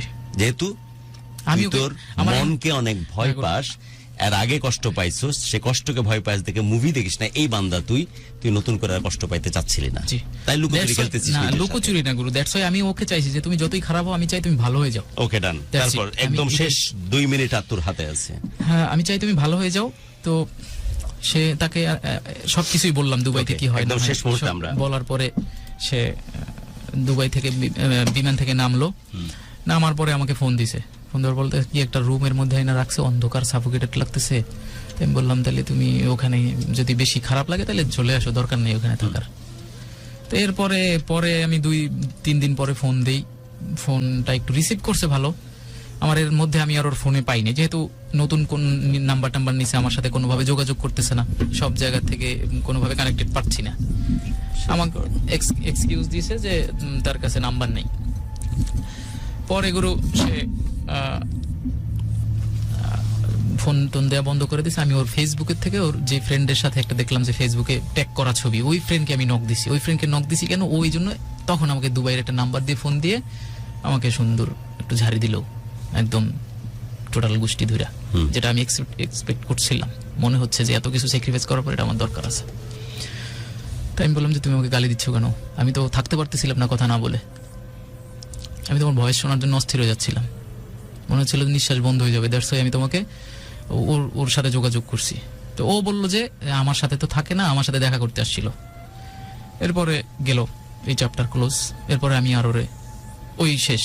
এরপরে আমাকে আবার সব জায়গা থেকে ব্লক করে দিল। ওই সময় ওই যেদিন গালাগালি করলো আমিও একটু গালাগালি দিলাম ইচ্ছা মতো। কি অবস্থা বর্তমানে এখন মাহফুজ? গুরু অবস্থা আসলে মানে এটা বলে বুঝাতে পারবো না। বলে কি বুঝাতে পারবি না? একদম শেষবার মতো তুমি না আপনি না তুই চলে আসলাম। গুরু এখানে তোরে দেখে মায়া হচ্ছে। এখানে যেন তুই ম্যান চলে আরো আসলাম। আছে গুরু, এটা বলতে গেলে একটু টাইম লাগবে গুরু। মানে যে মানে কি আরো অনেকের কাছে তার হাত বদল হওয়া, তাই তো? জি। কতজনের প্রমাণ পাইছিস এখন পর্যন্ত? আরো 2টা। টোটাল তুই 6 জনের প্রমাণ পাইলি ফাইনালি। একজনের সাথে ঘর করেছিল, তারপর একজনের প্রেমে পড়েছিল, তারপর কিছুদিন আরেকজনের সাথে সেক্সুয়াল রিলেশনশিপ ছিল, না যার প্রেমে পড়ছিল উনি। তারপর তুই, তারপরে আরো 2টা, তাহলে 5টা হচ্ছে। জি। 5 জনের ডকুমেন্টে তোর কাছে এভিডেন্ট, উইথ এভিডেন্ট, রাইট? জি। আর এর বাইরে কত আছে তার তো খবর তোর কাছে থাকার কথা না। This is all about, right? এখন কি অবস্থা? এখন গুরু আমি এখনো ওকে বলি যে তুমি এগুলো আর কত করবা। কালকে ওই যে ফিফা ওয়ার্ল্ড কাপে কাতারে আসছে একটা পরিবার, ওরা তো মুসলিম না, ওরা আসছে, আমি পুরো পরিবারে 6 জনই মুসলমান হয়ে গেছে। আমি বললাম যে তুমি দেখো এদেরকে, দেখো এরা মুসলিম না, কিন্তু কাতারের পরিবেশ দেখে এসে এরা মুসলিম হয়ে গেছে। আর তুমি বাংলাদেশ থেকে দুবাইতে যে তুমি যে অকারেন্স গুলো করতেছো এই টাকা দিয়ে কি করবা? এই এখন টাকা কি সে কি দুবাই মানে আসবে? থাকে? হ্যাঁ, এখনো দুবাই আছে। তুই কি চাস? ফিরে আসু? আমি চাই সে ভালো হয়ে যাক, আমি তাকে ফিরে চাই না। আমি চাই সে অ্যাটলিস্ট এই পথ থেকে ফিরে আসুক গুরু, আমি তাকে চাই না। মানে কিন্তু ওকে শুধু ভালো করার জন্য তোর পৃথিবীতে আগমন হয়েছে, রাইট? আমি চাই নাকি এই টাইপের অনেক মেয়েকে ভালো না করবি না তুই? গুরু, আমার শখটা এখানে লাগছে যে না, যদি হয় তাহলে তুই আর আমি মিলে গ্রুপটা ঘোরা শুরু করবো, আর সীসা পার্টিগুলোতে যাওয়া শুরু করে স্কট দেখে না ভালো গুরু, করার আমি মিশনে আমি নামবো। আসলে এটা মানে ডিজার্ভ ওকেই শুধু ভালো করবি নাকি আরো অনেককে ভালো করবি? না, আমি এটা ডিজার্ভ করি না ওকে লাভ করার আগে যে ও এরকম। সো আমি এই জন্য ওকে বলছি যে তুমি, আমি যাকে লাভ করছি এক মিনিটের জন্য, সে আর যাই হোক এই পোস্টের হইতে পারে না। তুমি এই পোস্টের থেকে ফিরে আসো, আমার চাওয়াই একটাই। এখনো চাও একটাই, এখনো আমি ওকে সেই টেক্সটাই দেই, এবং বিভিন্ন ডকুমেন্টস গুলো যে এত কিছু ডকুমেন্টস, কাপ্তাই, কক্সবাজার, তারপর হচ্ছে দুবাই, সব কিছুর ভিডিও ফুটেজ সব আমি। কয় ভাই বোন তোরা? আমরা 4 বোন, আমি একাই। তো বাবা মা? বাবা মা আছে ইনশাল্লাহ, ইয়াতে দেশে থাকে, মাঝে মাঝে কি ঢাকায় করিস আসে। এখন? ব্যবসায়িক জি, বিজনেস business করি। ভালো আছিস ব্যবসায়িক? আলহামদুলিল্লাহ গুরু, একদম স্টেবল। স্টেবল বলা চলে। করোনা একটু হোঁচট খেয়েছিলাম, আবার কন্টিনিউ করতেছি। ওইভাবে স্ট্রাগল তো করছিস না? ওইভাবে স্ট্রাগল করতেছি, কারণ দেশের পরিস্থিতি তো খুব না, খারাপ। ডেফিনেটলি বিজনেস যারা আছে তারা চরমভাবে বিশ্ব মন্দার কারণে হোক, দেশের ইকোনমিক সিচুয়েশনের কারণে হোক, স্ট্রাগল করছে, দ্যাটস ফর শিওর। বাট মোটামুটি আছিস তো, ভালো আছিস। অনুষ্ঠান একদম শেষ মুহূর্তে শেষ করতে যাচ্ছি। তোকে আমার বলার কিছু নাই, তোকে দেখে সত্যিকার অর্থে আমার অনেক অনেক মায়া হচ্ছে মাহফুজ। যদি সম্ভব হয় প্লিজ কাম ব্যাক। আর আফসোস হচ্ছে এটা চিন্তা করে যে আমার কাছে প্রায় মনে হতো যে প্রেমের ক্ষেত্রে যারা জ্ঞানের পরিচয় দেয় সে কখনোই প্রেমিক না। প্রেম মানে হচ্ছে পাগল প্রায় একটা অবস্থা, আর তোদের মতো পাগলেরা বারবার ধরা খায়। এভাবে করতাম গুরু, কন্টিনিউয়াসলি নামাজ, কোরআন শরীফ, এগুলোর প্রতি তাকে আমি টানতাম। যে বলতেন না যে সারাক্ষণ কি কথা বলতে, এগুলো নিয়ে ভিডিওতে রেখে এভাবে নামাজ পড়া শেখাচ্ছিস? হ্যাঁ, আমি একটা ভিডিও শেখাচ্ছি না, ও পড়তেছে। আমি বলছি যে তুমি পড়বা কিনা আমি দেখবো। আচ্ছা, চোখে দেখে নিতে চাচ্ছিস? হ্যাঁ। তখন ওকে স্যাটিসফাই করার জন্য মেয়েটি, না তখন মনে হয় পড়েছিল, এটা রোজার সময় ছিল তো। জানি না কিসের জন্য, যাই হোক, কান্নাকাটিও করতো তুই যে মোনাজাতের গল্পগুলো যে মধ্যে। কথাগুলো বলতেছি তার সাথে এটা যায় না। সো আমরা আমাদের মা বা দাদি নানিদেরকে যে গেট আপে নামাজ পড়তে দেখি না, একদম অন্যার মতো দিয়ে চারিপাশ ঘিরে ফেলে, এই টাইপের, মানে একে দেখে নামটা উচ্চারণ করতে এভাবে ইচ্ছা হচ্ছে যে হযরতে খাজা মজাদ্দিয়া, এই টাইপের কিছু একজন। অনুষ্ঠান শেষ করছি রে বাপ, অনেক আফসোস নিয়ে এবং মানসিক দারুণ কষ্ট নিয়ে। অনুষ্ঠানের শেষ মুহূর্তে শুধু একটা কথাই বলা আছে যে অভিনয়ের সেক্টর হিসেবে ছেলে বা মেয়েরা যদি বাস্তব জীবনকে বেছে নেয়, তাহলে এরকম একজন অভিনেতা অভিনেত্রীর জন্য বহু মানুষ। বিমানে উঠে আমাকে ফোন দিয়েছিল, এটাই তার সাথে আমার ভালো ব্যবহারের লাস্ট কথা। এরপরে আমি তার থেকে ভালো ব্যবহার পাইনি। তারপরে যার কাছে ছিল সে আমাকে খুঁজে, যখন অন্য আরেকটা ছেলের কাছে গেছে, ওই লোকটা আমাকে খুঁজে, মানে তার ইন টোটাল নাইট ক্লাবের ডান্স সহ আমাকে পাঠিয়ে দিয়েছে, এবং ওনার সাথে কন্ট্যাক্ট পেপার সবকিছু আমাকে পাঠিয়ে দিয়েছে।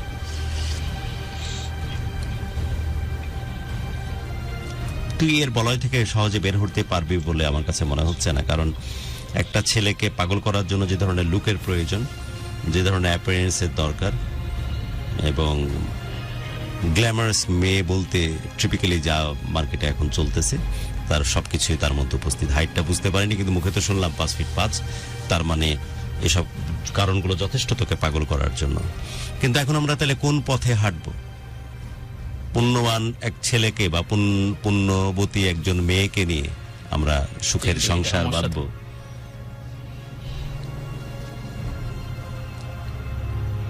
বুঝতেছি, চোখ তো বেটা 4 ভাগে 3 ভাগ বোঝা আছে। আমি তো স্কচের চেহারা বুঝছি নি, স্কচের নাকি নর্মাল ভদ্রভাবে? না, ভদ্রভাবেই ছিল ওই আমার সাথে, মানে আচ্ছা, ওই দিন খাইনি। এনিওয়ে, সো আমরা অনুষ্ঠানের শেষ মুহূর্তে শুধু একটা কথাই বলার, শেষ মুহূর্তে যে আমরা যাবো কোন দিকে, তাহলে কোন পথে আগাবো। ছেলে এবং মেয়েদের ভূমিকায় বাস্তব জীবনে ইনঅ্যাক্ট করতেছে এরকম সংখ্যা প্রচুর প্রচুর প্রচুর, আর না দেখি প্রচুর পরিমাণে ছেলে এবং মেয়েরা এটা তার বাস্তব জীবনে। দুবাইয়ের যেখানে কন্ট্যাক্টে ছিল 2 মাস একজনের সাথে। এত পারফরমেন্স মক্ষী টাইপ, জি। মানে মক্ষী রানী কথাটা অ্যাকচুয়ালি যায় সাধারণত বিভিন্ন জায়গাগুলোতে, বলে যে ইভেন্ট গ্রুপের মাধ্যমে যায়। অতুরও দেখতে মন চাচ্ছে, দেখে না, ইভেন্ট গ্রুপের কল্যাণ ইভেন্ট গ্রুপের মাধ্যমে যায়, বাট বেসিক্যালি তাদের পারফরমেন্সের জায়গা হচ্ছে বিভিন্ন জায়গায়, স্পেশালি দুবাইয়ের শেখদেরকে মনোরঞ্জন করা। না, এখানে শেখ ছিল না গুরু, এখানে বাংলাদেশি একটা লোকের সাথে ও যে 2 মাস ছিল। ওকে, বাট ওইসব কমিউনিটিগুলোতেই কিন্তু তারা যায় এবং ওই অ্যাক্টিভিটিগুলো করে। আমার ইন্টারেস্ট নাই বিষয়গুলো না, আমার শুধু কোয়েশ্চেন মার্ক একটা মাথায় আছে, আমরা যাবো কোন পথে। বহুদিনের লালিত স্বপ্ন, বহুদিনের লালিত যে কালচার, সেগুলোর মধ্যে থেকে কি সুখী থাকতে পারবো? যে একজন গুণবতী একজন পুণ্যবান মেয়েকে বা ছেলেকে নিয়ে জীবন পার করে দেয়া, ওয়ান ম্যান উইম্যান বা ওয়ান উইম্যান ম্যান হিসেবে পুরো জীবনটাকে পার করে দেওয়া, নাকি আমরা গ্ল্যামারাসের পেছনে ছুটবো? আচ্ছা, গ্ল্যামারের পিছনে ছুটতে গেলে কি ঘটনা ঘটে? গ্ল্যামারের পিছনে ছুটতে গেলে আজ মাস্তি করার জন্য আমি অ্যাবসুলেট ভোদকা অথবা স্কচ নিয়ে বসলাম। ওইটা হয়তো 2 পেগে কাজ হচ্ছে, তখন 3 পেগে যাবো, একসময় 4 পেগ 5 পেগ। এদিকে লিভার কিন্তু আমার সাথে বিট্রে করা শুরু করে দিয়েছে। সেই সাথে কিন্তু আমার ফ্যাপড়া, আমার লাঞ্চ সবগুলো হয়তো আমার সাথে বিট্রে করা শুরু করেছে। আস্তে আস্তে আমি কিন্তু ভেতরে আমার নিজের শারীরিক এবং মানসিক অবসাদগুলো আমাকে গ্রাসে গিলে ফেলতেছে। শরীর যদি ফিটও থাকে, 4-5 পেগে যখন হচ্ছে না তখন বোতল ধরে টান মারতেছি। সেটা তো যখন কাম হচ্ছে না তখন হয়তো বাবার দিকে যাচ্ছি। সেটা তো যখন কাম হচ্ছে না আরো বাজে বাজে যে অ্যাডিকশনগুলো সেগুলো নিচ্ছি। সো প্যারালালি কিন্তু এই অন্ধকার জগৎ, অ্যাডিকশন এবং বিবাহ বহির্ভূত মানে একেবারে হার্ডকোর সেক্স আসলে কি মানুষকে দীর্ঘদিন ভালো রাখতে পারে? যদি ভালো রাখতো তাহলে ওয়েস্টার্ন ওয়ার্ল্ড, যখন আমরা স্পেশালি প্রাচ্য এবং এই ইস্টের লোকজন যখন আমরা চিন্তা করছি যে আমরা ঘর থেকে বাইরের দিকে যাব, আপনি যে কথাটা বলতেছেন আমি এক্স্যাক্টলি এই কথাটাই ঘর থেকে আমরা বাইরের দিকে যাব, আমরা মাস্তির দিকে যাব, দিস ইজ লাইফ, শিশায় টান মারো, ওদিকে চলে যাও, মাস্তি করো, হঠাৎ করে আমার শরীরের মধ্যে ক্ষুধা তৈরি হয়েছে, নিবৃত করো এখনই এই মুহূর্তে, এবং প্রয়োজনে এটাকে আরেকটু প্রলং করার জন্য বাবার আশ্রয় নাও। এই লাইফের মধ্যে থাকবো নাকি সত্যি পরিচ্ছন্ন একটা জীবনের ভেতর দিয়ে যাব, যেখানে প্রতিদিনের সকাল আমাকে নতুন নতুন জীবনের জন্ম দিবে, নিত্য নতুন জীবনের আহ্বান করবে। এক্স্যাক্টলি যেই মুহূর্তে ওয়েস্টার্ন ওয়ার্ল্ডের ছেলেমেয়েরা they are thinking to return back, বাড়িতে কিভাবে ফেরা যায়, আনফরচুনেট যে প্রাচ্য সহ এই এলাকার মানুষজনও এখন কিন্তু ঘর থেকে বাইরের দিকে যাচ্ছে। উইমেন্স ফেডারেশনের মেয়ের একজন নারী প্রবক্তার মুখ থেকে শোনা, যেটা খুবই আনফরচুনেট এই ওয়ার্ল্ডের জন্য। এবং আপনাদের জেনে রাখা ভালো, ওই ওয়েস্টার্ন ওয়ার্ল্ড এই লাইফ কাটিয়ে সত্যি তারা যে সন্তুষ্ট না, একটা সার্টেন এজের পর এদের আর কোনো কিছুই ভালো লাগে না। কারণ এক জিহ্বা কতদিন আর বাবা খাবে, এক জিহ্বা কতদিন আর স্কচ বা অ্যাবসুলেট হুইস্কি বা ভোদকার স্বাদ নিবে, এক সেক্সুয়াল অর্গান আর কতদিনই বা নিজের শরীরকে বিভিন্ন মানুষের মধ্যে পরিত্যক্ত করবে। একটা পর্যায়ে গিয়ে সমস্ত অর্গান বিট্রে করা শুরু করে দেয়, আর কোনো কিছুতেই ভালো লাগে না। তখন তাদের আলটিমেট ডেস্টিনেশন হয় সুইসাইড। এবং এই সুইসাইডাল টেন্ডেন্সি ওই সব জায়গাগুলোতে এই কারণেই অসম্ভব রকমের বেশি, এবং অবসাদগ্রস্ততা 40 থেকে 50-এর মধ্যে শুরু হয়ে যায়, একটা পর্যায়ে ওদের জীবনলীলা সাঙ্গ করে দেয়।